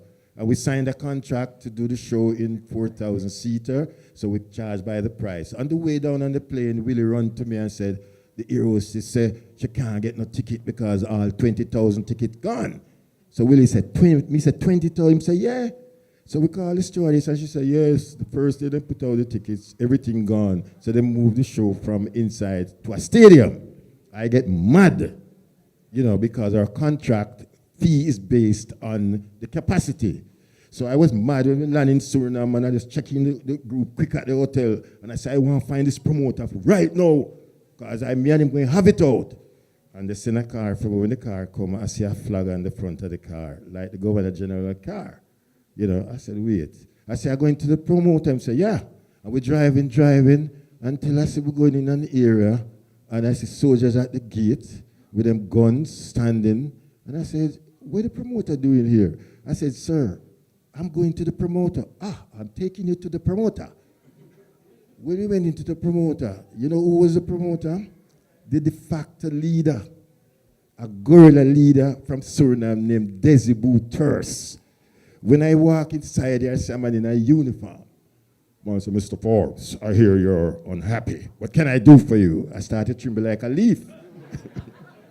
And I just tell him, the problem. He said, okay, what do you want to make you comfortable? I just think of a figure quick. He said, you got it. And I said, we have some equipment that we brought from Jamaica, so we need a little help with the freight. So how much you think it is about? I said, about 2,000-3,000. And give you 5,000. And I sat down and I said to myself, this is reggae music in Suriname. And this is a guerrilla, de facto leader. When he entered the stadium, the man come through the bush with 1 million soldiers around him with submachine guns. Willie was trembling like a leaf, because really scared of those things, But I sat down and said, here we have our music, reggae music, can create this kind of thing we're seeing the stadium where the de facto leader said to me, I would like another show tomorrow for all the VIPs and the government people, And Bonnie Rock said, yeah, man, don't hesitate. And we did it. But it was a great experience for our music and exposure for our music. And even when I went to Thailand, this is what, I went to Thailand to promote reggae music, And look at the headline, and say, a legend land in Thailand. And I was just an artist. But the fact that I was from Jamaica, and I'm coming with reggae music, and this was the headline in the paper with red, green, and gold, because Rasta stand out in that region. You know, and we have to really say reggae music and Rasta went hand in hand for a great while, you know. So we have to give that props, you know. And I was treated royally, and I met a billionaire man there from Russia who is the brother of the guy who is the manager of the Chelsea Football Club. His name was Abramovich. And the man moved me from my hotel and gave me a palace named Naisance Palace to stay in for the rest of the week. And then I was able to get DJs, right, to spin disc in a club named Reggae Pub on an island named Koh Samui, right, throughout the summer, right? But I look at that now to say, our music again has attracted Russians. And I was able to get Sean Paul to go and do a show over there. You know, when I talked to Jerome, you know, to get that done. Willie. You know, so our music is really transcending and moving around. And we can benefit more from it. But as I said, and I will always say it, we have to take more important look into it. And we need more help and cooperation from corporate Jamaica. Because corporate Jamaica not helping reggae music, right? Them just jump on it, and we have to struggle on our own to get it to the international world. And I can talk because I'm out there on the road going from country to country to promote this music. Willie, your take, Willie. Yeah, boy. The professor take all here again. Anyway, to me, music is important that you tour. And in the old days, it started by simple club. America has a whole system. You go small clubs and you start playing. The key is universities. If you can find where they get and they do. I remember when I was in LA and they brought all the people who buy, as you say, find the people that buy all the colleges, Ivy League, in one place in San Diego. And the man looked at you and said, listen, you have 15 minutes. When the yellow light goes on, stop. When the red light goes on, we're pulling the plug. Well, third world get ready, man. And when we go, we mash it. You see, by the time yellow light come, boom, we're done. We got from that 35 universities hired us for the show. You move on. Another thing how you can move that music is open for a big act. What's important is, one, record companies in those days gave you a tour budget to advertise. They had your single, they time it out, and they give you tour to write off your expenses. So the key is to take that and play as much places. Every night you're moving with agency. Proper agents can help. This is what brings back big feedback. I remember when we went to Japan, and that's what I talked about when he talked about Japan. And when we arrived there, you know, Japan loves to, excuse me, with all due respects, them can copy back everything to a T. So dancehall just come out. And then all of a sudden, me see some Japanese people say, Rastafari, Rastafari. I said, who's that? And so man said, Rastafari. I said, oh. And then now, them have some little cap guns and go, boy, boy, boy. And the man must shoot it, and you know to date, you will know this, Mr. Vegas, when they come to Japanese and dancehall, Jamaica for watch it. It's like, sir. So what happened now, influence, I'll give you another quick thing, because in 96 Degrees, to me, was the biggest underground third world song. In Caribbean alone, we sold 50,000 copies. When the record company looked at us and said, it didn't sell. It's an underground hit. Everywhere we go, France, Japan, everywhere, they sing the song. And what was strange is when we just start touring, you say, wow, how people going to deal with it? We're singing in English. Them sing it word for word. So by going on tour, proper marketing, I think in Jamaica, if we looked at more having managers, Third World started with road crews. We had some excellent that has mushroomed from that. If we looked at the music as a business, as they looked on from Sweden, what's the name of the group again? ABBA, and made more national groups like that, it would have bringing so much more money. And what I have to say today is that tours does bring back and reflect on tourism. And I'm just asking Jamaica to play some Jamaican music now. and give the Jamaican artist a chance. Because when they go to listen to music, is that they used to. When they go, they don't hear that no more. Give our musicians back and the young ones to express themselves with music. And we have to play songs. We must play songs again. Thank you. One minute. Why Willie was just talking, you see, you know what came back to me? When we ended up on the Amnesty International show. Yeah, I was going to say that. Thank you. Let me talk about that. No, I may have to talk about No, that. sir, let me talk. No, we're as gonna, rights. Hold on. Let's try and hold with the order. We're gonna come back to you with that, Copeland. But Maxine, the reason I said that, you know, it occurred because I had an error, and I want to tell you what the error. I was thought about it, but I forgot about it. Anyway, good. Okay. Maxine, this one is you. Now, the fruits of the reggae family tree include hip-hop, reggaeton, EDM, Afrobeats, and what some refer to as Carl roots to describe reggae out of the USA as played by mostly white bands. Why do foreign genres influenced by Jamaican music and culture do better in sales globally than music coming out of Jamaica? This for you, Maxine, and perhaps anybody else who we can put. Maxine. Well, it's logical. Yeah, because if I'm a California reggae band in California, amongst Californian people, I must sell more than a foreigner, even though I love the music of the foreigner. I'm amongst my people. You understand? Amongst my base. And so that is always going to happen. And if we recognize that as a pattern, then we must be more better at planning for the outcome. So rather than, oh, the outcome comes and say, oh, they're doing this to me, right? You would plan and understand that anything that you do is going to have that effect for this reason. And then like Grace Kennedy or anybody that have a product, you package it just like what Copeland is saying.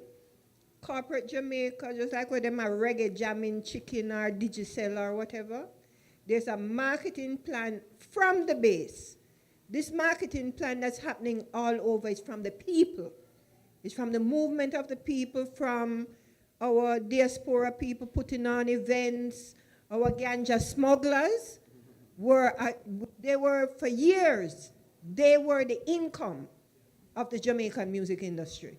You understand? So it's a class problem or a racial problem or whatever problem they have down in Jamaica, where a certain percentage of people owns the wealth and controls how the wealth is integrated and distributed, and they do not invest in the people. We're having the same problem now with the ganja industry, the exact same problem. So this is why I am enthused by what is happening here in Miami, and I am researching the pattern template that they have here, because I do feel that each diaspora market, the love that we have for Jamaica, we must organize ourselves into some kind of entity, because the money is here. The money is here to fund, not just here, England, Germany, France. Our biggest exposition, museum or whatever it is, was done in France, Jamaica, right? And I'm telling you so many examples, but I'm not berating the fact of whatever. I'm accepted it years now. So we need to organize on behalf of and in the best interest of Jamaica and stop complaining about what Jamaica will never do, but will follow. Yeah. Excellent point, Maxine. Excellent. Habibi, how has the digital age and technology impacted creativity, music production, and the marketing of Jamaican music? Well, when Spotify, Spotify has totally changed the game where, let's say, each million streams is $3,500, If you talk to like an elder artist or like an old hip hop guy or even like my dad, that's nothing because 1 million copies of an album was $16.99. It was way more money. But if you think about it, it's limitless. As you go to sleep at night, you wake up to money. You know what I'm saying? Because it never stops. Your music never stops playing, but it's just understanding it. You know what I'm saying? And understanding music from the aspect of a catalog. One album on streaming platforms is not going to get you rich. One hit on a streaming platform is not going to get you rich unless you're a Soulja Boy or you got the TikToks running and all that stuff. You got to create a catalog. You know what I'm saying? Of at least 6 albums a year. If you drop 6 albums a year for the next 5 years, that's 30 albums, right? That's a lot of songs. If each one of those songs only play one time, you're still getting a lot of plays. You know what I'm saying? So you got to understand it's a numbers game. And if you don't understand that, you know what I'm saying, it's tough. But then you got to transcend that with merchandising. Because on your Spotify page, you can sell hoodies, you can sell T-shirts, you can sell this, you can sell jerk sauce, you can sell sunglasses, you can sell hair products. Hey, I'm going gray, not no more. You know what I'm saying? Fat Joe just came up with a whole line of wash my gray away. He's gonna sell crazy with that. You know what I'm saying? So you gotta learn to take the things that you have here. You see how Miami's working. You see what they want. You know what I'm saying? Polo Tropical. Go to Polo Tropical with a jerk bowl. You know what I'm saying? Like go to another brand with, they want this stuff, but you gotta sit down with logical thinking people to put those things together to enhance our culture. You know what I'm saying? With what we're doing, like restaurants like La Granja and why we don't have things like that. You know what I'm saying? Why we don't have a La Granja, why we don't have a Polo Tropical. Yeah, I respect Dutch Pod and Donna's and all that stuff, but we gotta do more to really enhance and put it in a different perspective, my opinion, So like you and Maxine need to knock it together. It's all Will on Monday. Yeah, she know me since I was a kid, man. You know what I'm saying? A little kid. Mr. Vegas, this one, and we're gonna use you to sort of pull the curtain on this part of the presentation so we can get some feedback from the audience. But I'm directing this one at you, Mr. Vegas. Are there emerging artists or subgenres of Jamaican music that are shaping the future of reggae? I'm not sure if I can identify, that part of the question about emerging artists. I think we're not producing the kind of music that I would, look at and say where this is going. I think we're now more like, following what is happening, what we see on social media, what is being played on the radio. So I'm not seeing, when it comes down to reggae music, I'm not seeing a new surge. I'm not seeing new artists. There are a few artists, Kibaka Pyramid, they won the Grammy and stuff like that, a Grammy Award. So, but I'm not seeing it. And I think there's a lacking in the great producers. There's something lacking from the producers. I don't think some of the producers want to even produce anymore. The producers who can make this reggae music, who can give you this original bass line where you feel it. We came in here earlier and the music was playing and I could feel those bass lines. I don't think those producers want to even produce anymore because why producing something, then you have to go beg someone to play it. You have to go pay money to get it played. You go to a dance and a man, it's not playing in. One time reggae music used to play in the early juggling. You go to the dance, you go early if you want to hear the Dennis Brown them. Say you love and hate, we never. And you say, yeah. In the Bob Marley them you hear, and it was just a staple in even the dance. But now you go is like a hip hop juggling, the new trap juggling in the first part of the thing. So I'm not sure if producers are inclined to even produce that type of music anymore. So I cannot read it.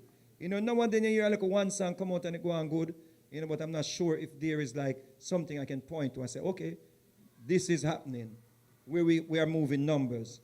Because now to get a number one, and sometimes people celebrate, yo, the man lick with Bob Marley from number one, but how much did you sell? Maybe 150 downloads, and you lick with Bob Marley, and it's a big, people write it up in the paper and act like, yo, it's the greatest thing happened. When in truth, we're not selling. We're not selling, and some of the reasons why we're not selling, one, record label seems to sign these artists and they do not know what to do with them.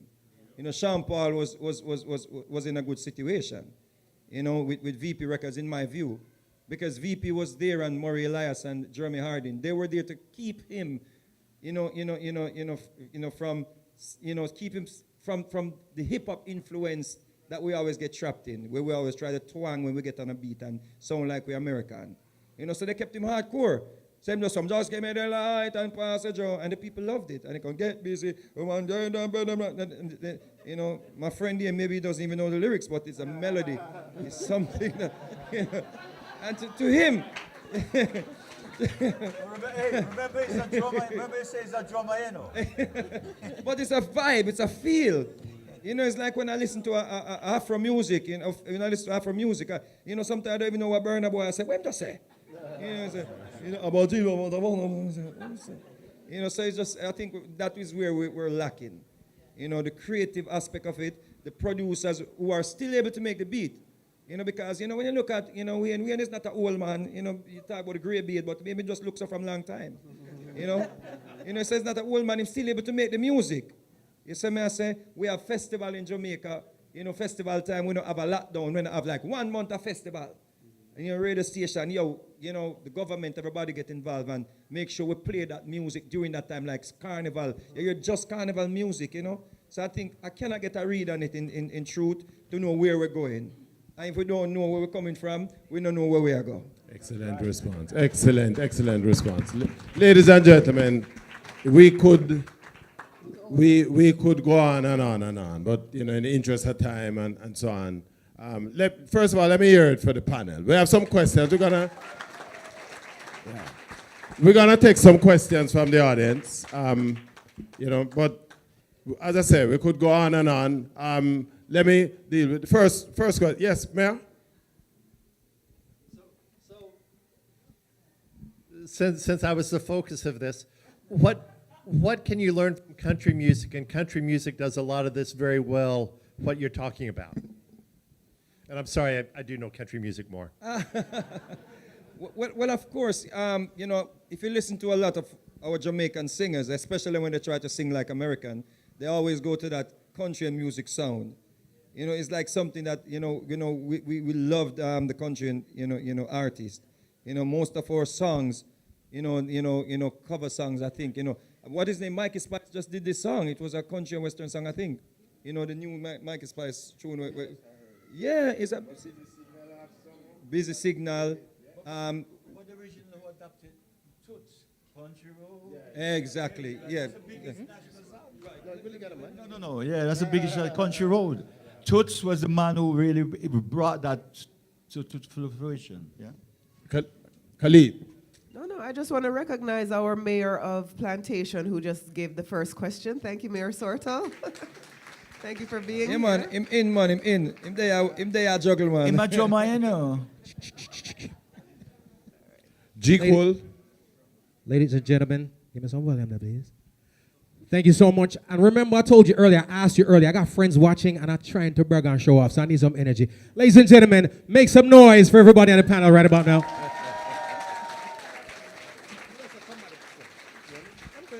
No, hold on, that's not nice, man. Come like a funeral. No, that was the warm-up. Ladies and gentlemen, for those people watching on Instagram, can I have some noise, please?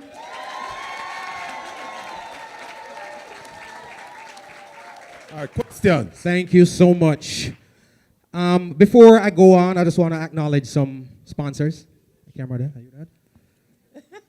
FPNL, Broward County Cultural Division, Grace Foods, Institute of Museum and Library Services, Visit Lauderdale, Blue Mahoe Capital, City of Plantation, Community Foundation of Broward, Florida Department of Justice, Florida Department of State, Only the Best Printing, Jamaica Tourist Board, VP Records, the Beach Channel, and the Broward Mall. So, ladies and gentlemen, first of all, this is a valuable occasion right about now, because a lot of times we hear things, especially those people watching it on social media, you hear me blabbing about stuff all the time, but it's amazing to be able to talk to the people who've been in the trenches, right? This is the panel discussion for Reggae Genealogy, the root to the fruit. All right, so I want to just leave you 2 questions and I'm going to come through to you guys here. Mr. Vegas, I'm going to start with you, all right? Because it was you who so articulately and eloquently told the ladies to hold their heads high and kill them with it now. All right? And tell a boy, anyways. You are doing it right now just as you did back in the 90s, right? The 90s, the early 2000s heralded as the best time for reggae and dancehall. I agree. However, unlike many, you are still at that level, right? We're going to talk to the people out there right about now, not to me, but to the people out there right about now. What are you going to tell them is the reason why you're still able to do it while you're traveling the globe right now, delivering reggae and dancehall music, and what can they take from what you're doing so they too can be out there on the road bringing this reggae and dancehall to the world stage? Well, I think one of the main things, is professionalism. That is essential. I think just the fact that I try to turn up on time. Yeah, I'm not gonna be late for a concert, and then, if I was supposed to get half an hour, then I get 10 minutes, and me and the promoter fighting. Backstage, like, yo, I want to work 20 minutes, I want to work here. So I think professionalism is essential. Discipline, yeah, and I'm getting paid to do a concert, and I've learned this, early on in my career. If I go to a concert and there are 20 people, I perform the same way like I would perform for 10,000 people. And to this day, to answer your question, to this day, those 10 people are still following me if I'm in the area, because I repped the culture, and I performed in a way where they enjoyed the show. And when I go to perform, I bring the whole culture with me. You understand? I bring the calypso with me. I bring soca. I bring everything. I bring Jimmy Cliff. I bring Bob Marley. I was speaking to Upton Lewis. Upton James, my bad. Upton James' son the other day, and I was explaining to him how essential it is for, like him as a offspring of his father, to even take his father's show on the road. Take it easy, take it easy. His father is not here to sing it, but you could have a show with just his music. You see what I'm saying? Upton Lewis, man, take it easy. So you said you just spoke to Upton Lewis and his dad? No, his son. Yeah. Really, you didn't mash me up. No. I know what it is, man. It's because the historian, so man, listen good. Vegas. Yeah. Give him back the flyers to hold. Yeah. So I thought he was correcting me. So it's really Upton Lewis. Take it easy. So I was in short, I was explaining to his son how it's important. Like Bob Marley kids. They go on the road and they sing in the father tune. So we are children of Upton. We are children of Toots. We are children of all the greats, the great singers. So I think that is important for us to keep that. So when we, people don't just see us trying to sound one way. They get a show when we go out there, and that keeps me on the road. Ladies and gentlemen, Mr. Vegas. Again, I'm talking to the camera, and I'm talking to those people out there, especially aspiring musicians, producers, artists, and all those folks. Mr. B.B. Lewis. You're a marketing and branding specialist. I've seen you rubbing shoulders with the biggest of the biggest and the heaviest of the heaviest, right? And that is something that you preach a lot, is marketing, branding. However, if you speak to all the masses out there coming up right now, the first thing they say is, I ain't got the marketing budget though. You know what I mean? And there are ways to go about things, whether you have the budget up here or you have the budget down here, but at the end of the day, budget is necessary. Speak a little bit to those people out there who would have that sentiment of, I ain't got that money though. TikTok, That's a free app that's like a dancing app, but you got to know kind of how to work it in your best benefit with your song, I've seen people go viral with 100 followers on TikTok. I've seen people go viral with 1 million followers. But TikTok is your key. A sprinkle of Facebook, a sprinkle of Instagram and stuff like that, because I've seen people with 1 million Instagram reels and their song still didn't really explode. And I've seen people with that same number on TikTok. And Billboard has created a TikTok chart. You know what I'm saying? Right now, it's that in the marketplace is that serious. So create on TikTok. And one thing I like about TikTok, they got grandfathers on TikTok. They got grandmothers on TikTok. They got little babies on TikTok. So, TikTok is TikTok, but it's the business. I hear a lot of people complaining about the new era and this and that, but it's either you get with it or you don't complain. You know what I'm saying? So I'm just giving you my opinion, Baby Lewis. And one last before we go to the audience, I'm gonna levy at both of y'all. Again, it's the root to the fruit, ladies and gentlemen. So I'm gonna hit up the fruit a little bit right now. We talk about, there's a lot of rumblings right now about the state of the music, right? Dance hall is loudly going up the down escalator. It's kind of like going nowhere in a hurry, right? But a lot of people at home aren't traveling, so they don't know what the response is outside of their area or the diaspora. I'm gonna start with you, Mr. Vegas, because you're out there, again, every day. I'm seeing a tree. I don't know if that is insurance, anyways. But you're out there performing on the biggest of stages, right? What's the world's view of dance hall and reggae music in adverse to Jamaicans' view of dance hall and reggae music, in your opinion? In all honesty, I think we get more love when we go on the road. You know, I think now you're performing in Jamaica. You have to be very careful, you know, because, you know, one man not gonna see a flap if you not really have everybody jump up and hand waving and people going crazy. So people may see a flap. But when you go out there in the world, people want to see a good show. It's not like, yo, we pull up, yo, come again. You know, people want you to perform your song. You know, and I think out in the real world is not where, you know, auto-tune reigns, you know, supreme.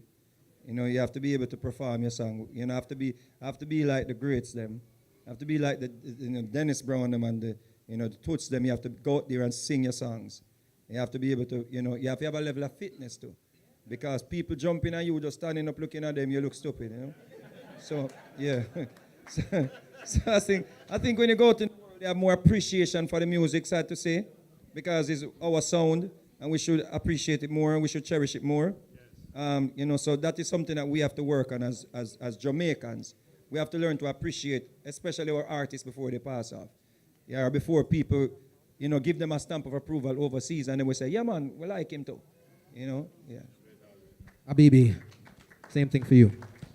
Well, again, I'm going to say I'm a Jamaican, right? So when I go out and I go to the places like the clubs I go to, like the hip-hop clubs, they love 90s dancehall more than the new dancehall. Like they'll sneak a new TJ in or sneak a new this, but they're not really playing a lot of the new guys. They're playing that strictly the best compilation that one hip-hop DJ may have. You know what I'm saying? Because I'm talking from the overall perspective, not just the Jamaican dancehall perspective, where you got clubs like Live and 11, where they play their 4 or 5 dancehall songs. You know what I'm saying? But we could really get better if like we create like I don't even know like something like sort of like nostalgic concerts. You know what I'm saying? Something that we can work like every January we're doing this. Every February is like Reggae Month. It's not that hard, man. We got the music. It's just to structure something. You know what I'm saying? You know? Thank you. Ladies and gentlemen, some more noise for the people. And at this point, we're going to take some questions. Starting with? First, I want to make a comment. And I'm Andrew Lindo, son of Jack Ruby. In the early days, I got to see what quality production was. I got to see what non-compromise was when it came to the quality and the integrity of the music. I believe that where we are today, we are not far from getting back what we stopped embracing. When you stop embracing something, somebody else embrace it and elevate it. You can't get upset. But we have to invigorate ourselves, get back into what we're supposed to get back into, and take care of our root, because without the root, we ain't getting no fruit. Amen. Can I just say something to Jack Ruby's son? I know you probably wasn't around then in 1975. You were, right. Well, I saw something with my 2 eyes, right? Jack Ruby took Burning Spear, the 3-man group Burning Spear, to Central Park in New York 2 weeks after Bob Marley and the Wailers. And Burning Spear, Jack Ruby, your father put a band together named the Black Disciples. Robbie Shakespeare on bass, Horsemouth on drums, Tota Harvey on keyboards, Earl Chinasmith on guitar, and a horn section led by Dirty Harry and Marcus and them. And they did a fantastic concert, and that concert was the one that brought Alpha Blondy into reggae, and that's why every time Alpha Blondy sees Burning Spear, he says, "You gave me a job, and Jamaican music gave me a career." So I must big up your father. Amen. Yeah. Good evening to everyone. My name is Robert Vassell, and my only claim to fame is that I love Jamaica, and I was in Carry Folk Singers back in this. So I understand Jamaican music from a different perspective.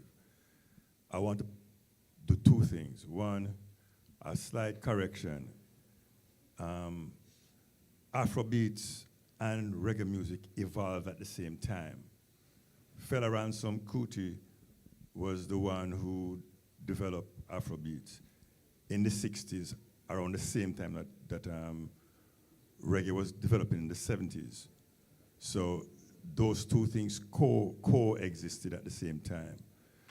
So we have to be clear about who we are. Now, the second thing I want to say is this. We talking about the music, but we really don't understand how important the culture is in terms of the music. Mr.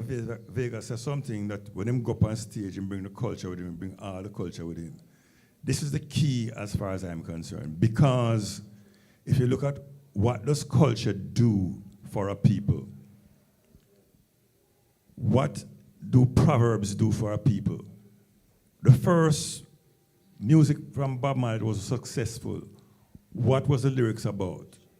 It was Jamaican proverbs.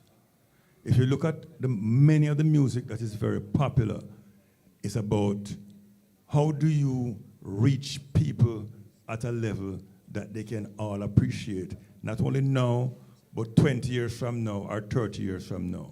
This is what things like proverbs do, riddles, the things that our ancestors used to teach people important things without beating them over the head with it.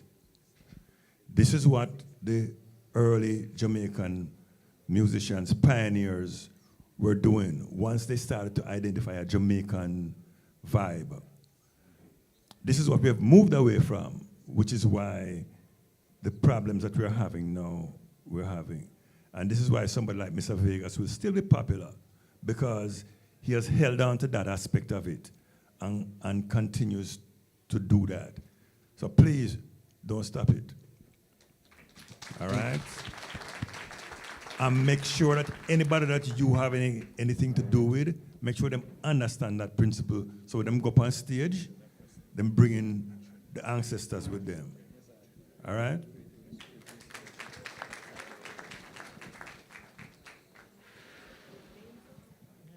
Good evening. I'm Dr. Ramona LaRoche. I'm a cultural heritage librarian here in Fort Lauderdale, and I'm also a sixth-generation Gullah Geechee woman from South Carolina.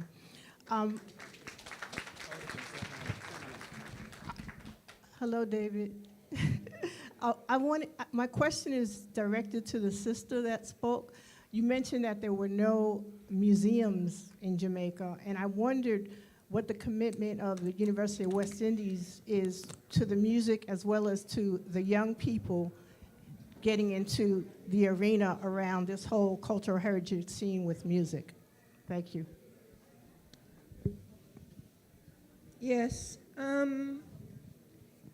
Over the period, I would say that the University of West Indies has created, I think they have a reggae study, they have a music studies unit, and reggae studies unit, and some of, I think CAST, what is it? UTEC also has programs, and they have also the Edna Manley school.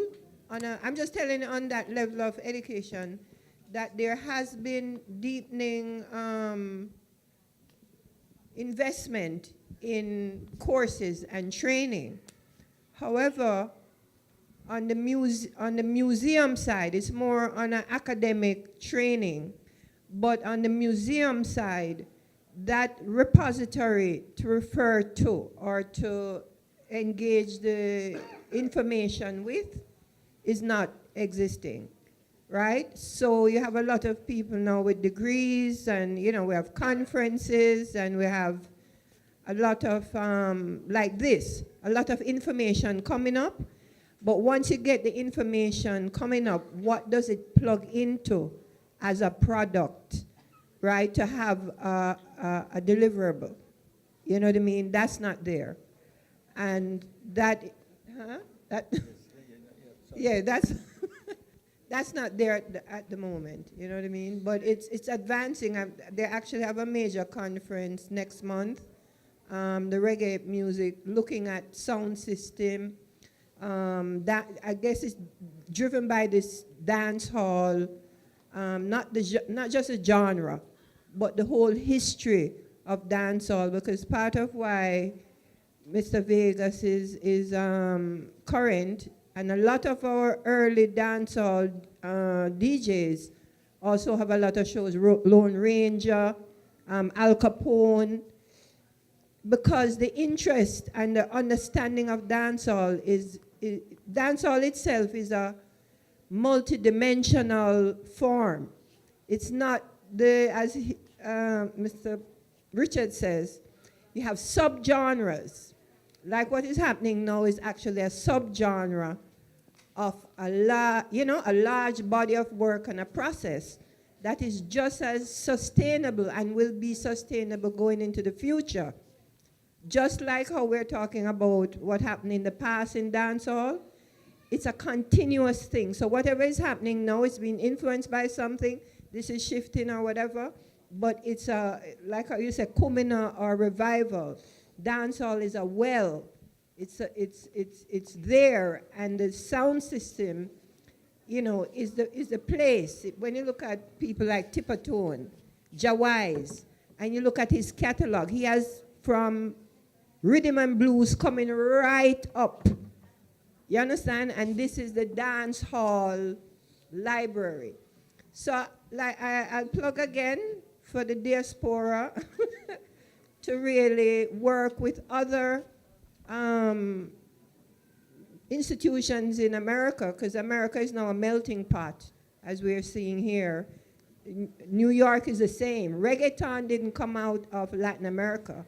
Reggaeton came out of New York, where the Caribbean people, like here, merged together, and what's happening with hip-hop and 90s dancehall was the dancehall.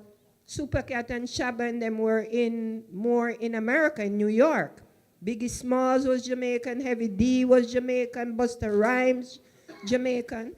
So that energy is coming out of what happens here in the diaspora, and we need to recognize that and institutionalize that in a way to assist Jamaica. Our biggest record companies of Jamaican record companies are in America and England. That's where the infrastructure is. So you can't be expecting the government of Jamaica and the corporate of Jamaica, who are not making money. They're not making the millions and the billions and what's happening in the lifestyle industry. They're not making it. They're not going to invest. You understand? So we have to understand, yes, there's a culture, but what is the business? What is the business of our music? How is it, as Mr. Vega said, he has to go to an international company to get the right to sample a local record, because our artists and musicians moved. They lived in England, Alton Ellis, Bob Marley, all of them moved. There's a few people stayed back in Jamaica. And all of their works are registered and owned by international companies. So if we don't understand the business, that's what I'm always aiming at, we will never solve this problem. Thank you, Maxine. I'm actually going to we're going to have our sponsor here jump the line a little bit. So I know there's a few questions, but when people helping you pay for your event, you give them first dibs, right? So recognizing David Mullings of Blue Maho Capital. Thank you so much, sir. I did not expect to jump the line, so I apologize to anybody. Yeah, you did. I have 2 big ups, a comment and a question. So the first big up is the organizers for this event, especially Khalib, David Muir, Lloyd Stanberry. Thank you very much, it was so needed. Second big up, Mr. Vegas. Happy belated birthday, guys, December 29th, less than 3 weeks ago. Right? December 29th. Wait. No, pull up. It's September 29th, but you know everything up on Wikipedia, people can put it themselves. Do not take information from Wikipedia, We please. need to fix that. Yeah. On the comment side, we got somebody asked about the museum, and we heard that comment. Just for you guys to know, I tried to buy, Roger Stephens has the largest reggae collection in the world. I mean, it was 4 rooms. I got an agreement for what I wanted to do. I didn't have the money. Mike Leachin, obviously everybody knows I'm connected to Mike, wasn't sure what to do. It was bought. It was bought by Joe Bogdanovich, who now also owns Reggae Sumfest. There was an article on January 2nd of this year in the Jamaican newspapers. They are working on getting approval for the Catherine Hall complex where you have Reggae Sumfest. They are going to build the Reggae Museum there at Catherine Hall. So we will have a reggae museum in the largest tourist destination in Jamaica, where my father is from. Big up my mom and dad. Mobe, thanks dad. Some of you know me from Blue Mohawk Capital, but people like Abibi and Vegas know me from Real Vibes. My brother and I founded back in February 1st, 2002. My mom and dad were the first investors. We built the website that had the largest collection of Caribbean music videos on the web. We got to go on tour with Sean Paul. We're going studio with Vegas. We're hanging out with Don Corleone, Elephant Man doing Panera Pan the Bank. I got to see the professionalism of people like Vegas and Sean Paul. I got to see the lack of professionalism of some of our other producers, some of our other artists. I got to work with Khalib on a music video that we got to film at the Marley Hotel that was owned by Chris Blackwell, and they gave us access to shoot a music video in there. He was still investing in our music even then. So what I would say is, the question now, how do we get the artists and the producers to understand that it is a business, music business, so that when we come to them to invest, because I can pick up the phone and call Vegas and get him on a tune right now, no problem. And I can just go through GQ and produce, and he'll do it. There are a whole lot of artists that don't understand the business side. How do we get them to understand that it is a music business so that we can now invest properly in it?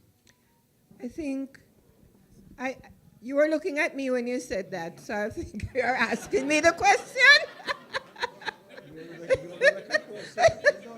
Right? No, my thought about the artist and producer is that they are not the people to be invested in. I mean, in terms of the food chain. What is to be invested in is a record company. Start one. Because without the company, the artists and the producers are just assets that the company, which is people who are experts, not just the artist to go get a manager or the artist to get a professional. The professionalism comes from the company. Like any company, Grace Kennedy, whatever, you set up a corporate structure and you bring that in and you take the assets and you develop them. So I tell them that I worked on the level of the Jamaican industry, and I worked on the level of the major label. I worked at VP Records and Greensleeves, now the largest. And we keep beating up these artists, producers, etc., when they're not the issue. There's no structure. My uncle, I would have to say, if I look at him, and I looked at all the companies over the history of Jamaican music, I can't really tell you one record company that developed like our Sony or any of these have developed. We have had distribution companies leading the way, right? That is depending on the artist and producer to just come up with something, and whatever rise to the top is taken by the distribution. That is why I'm saying we need to study our infrastructure and understand why we are in this lopsided development and recognize that we don't have a record company. We have cottage industries, patty shops, and even the idea of the museum from before, the Museum of Jamaican Music is not a museological idea. It's an idea that Jamaica needs an institution of scale. So I'm not really, I don't know the business plan for the tourism use of the Stephens Museum. I mean, whatever they want to do there. I know that they need a sustainable product. However, if that sustainable product is not linked to the industry of Jamaican music, to the preservation, which is not just to put it in a place, but to set up like the Rock and Roll Music Hall of Fame. You start to tell stories. You start to develop documentaries. You start to repackage. Every company in the world repackages their music every 5 years because a new generation of consumers have developed. We don't have any of that, right? So I'm not beating down no artist and no producer. I'm beating the Jamaican, whatever system they have there, that make our indigenous music labels all had to run out. They were chased out of Jamaica by the way that they do business in Jamaica or whatever what was happening. But we have to understand our music companies, our indigenous music companies left. Tough Gong is in Miami. Randy's is in New York. Studio One is in New York. You understand? Channel One is in New York. What made our companies leave Jamaica? Folks, sorry, Hold on, I can tell you that.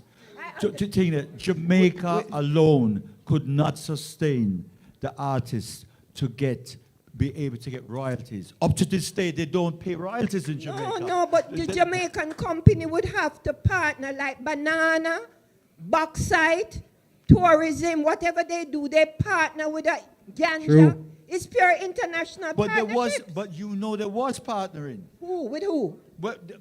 True. So Willie, they're about to play the music. I'm gonna want it come out, you know what I mean? You know that song.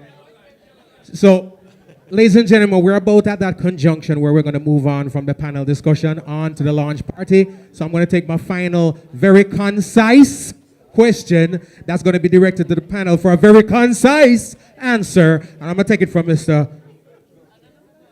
All right, we'll move on. So, ladies and gentlemen,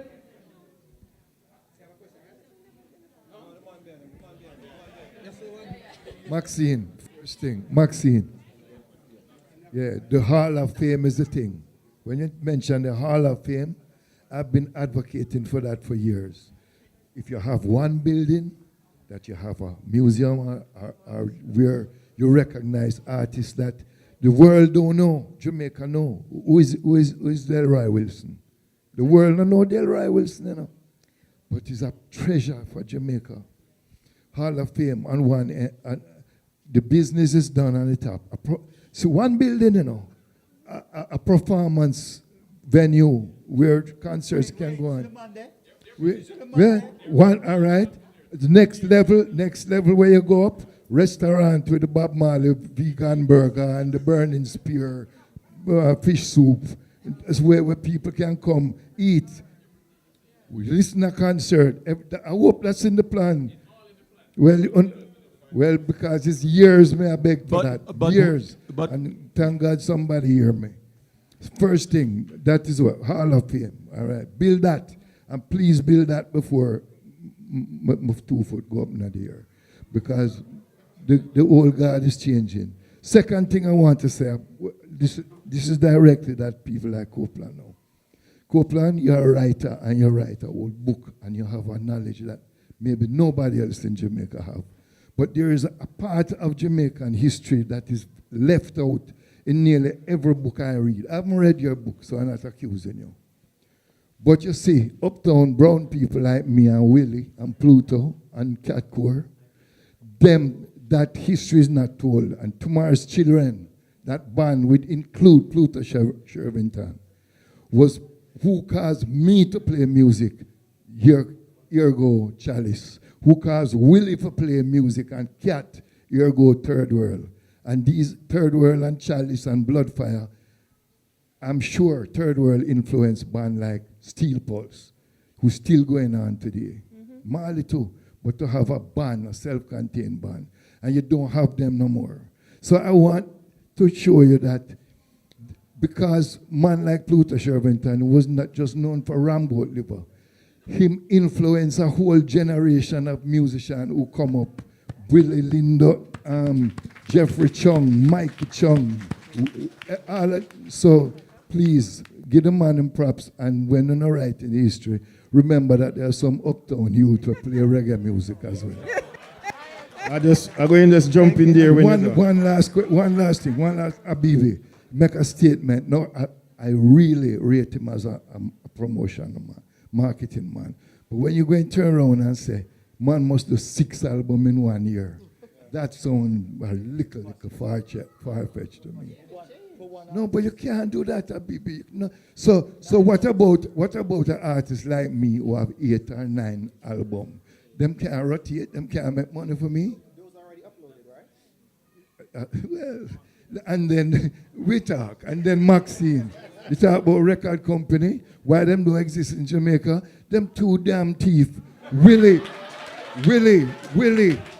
And on that note, say in that 96 degrees in the shade, sell 50,000 in the Caribbean. I have a single name, I Still Love You, Charlie's first hit.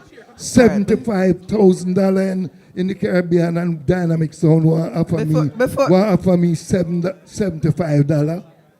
In 1980, when I Still Love You was the biggest hit, they want to give me $75 Jamaican for a single we sell 75,000. No other single selling 75,000 records again.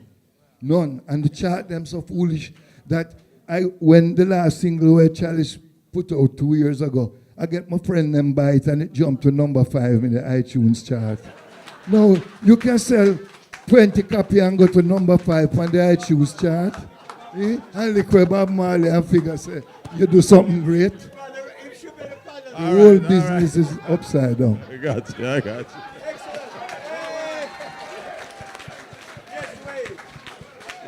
If me tell them to put Wayne on here too, you know what? You know, Instagram is going to delete that section. All right, ladies and gentlemen, before this, I just had to read this. Concise, expressing or covering much in few words, brief in form, but comprehensive in scope. All right? We've got to move, ladies and gentlemen. I want to say thank you all so much. But, of course, let me... No, stay. No. Okay. GC. Where go the people going on? Before you close it, GC, I have to say something to counter that man in the blue suit. please, concise, please. Remember please, concise. Don't know him name. concise, I have please. to. Because it's very important. Because he said something about a museum. We move them, make sure I'm going to show him where music should have in the museum where you're talking about. You see this book? This book was, I was told that the same person you talk about is going to open up a museum, right? And they want my book to be the first book in that museum. And we're going to allow you to talk about the book for 5 minutes in the next section of the program, Copeland. No, I'm not talking about the book. I'm talking on a point. Better you just keep quiet because this is important. All right. Right? This book, I was heading to Jay-Z with it. And I was told that a museum is going to be opened up in Montego Bay, and my book is going to be the first book in that museum because Down Sound Book Publishing was created to take care of my book. Right now, people in Jamaica can't get this book.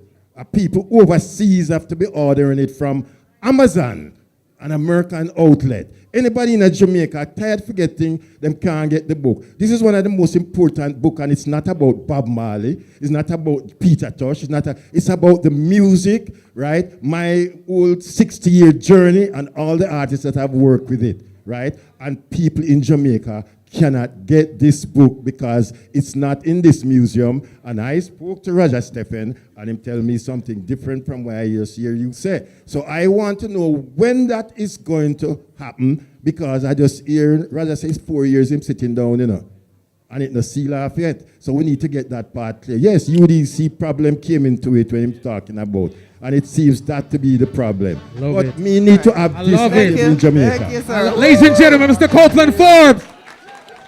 Hey, by the way, let me just listen.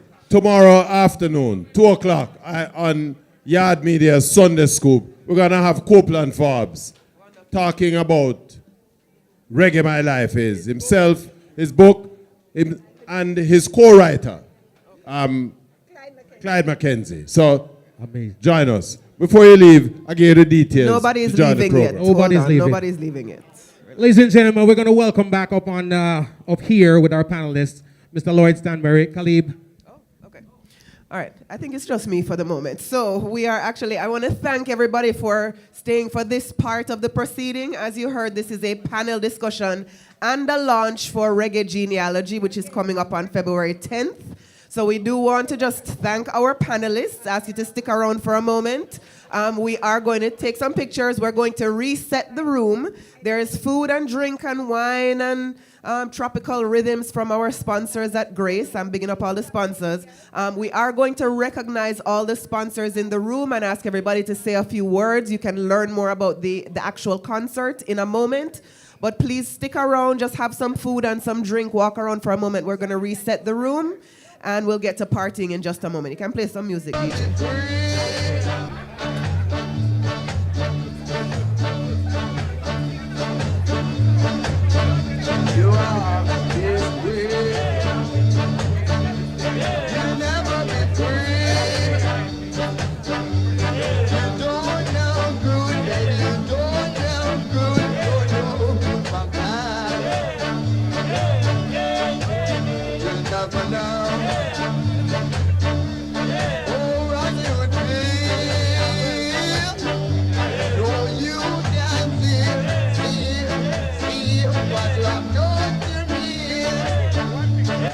Excuse me. Sorry, Big G, thank you. Excuse me 1 second. Mr. Mayor, if you don't mind, let me just get one picture with you with the panel. The panelists, please, one picture. First, sorry, Don. I just want to get one image quickly with all the panelists, if I don't mind.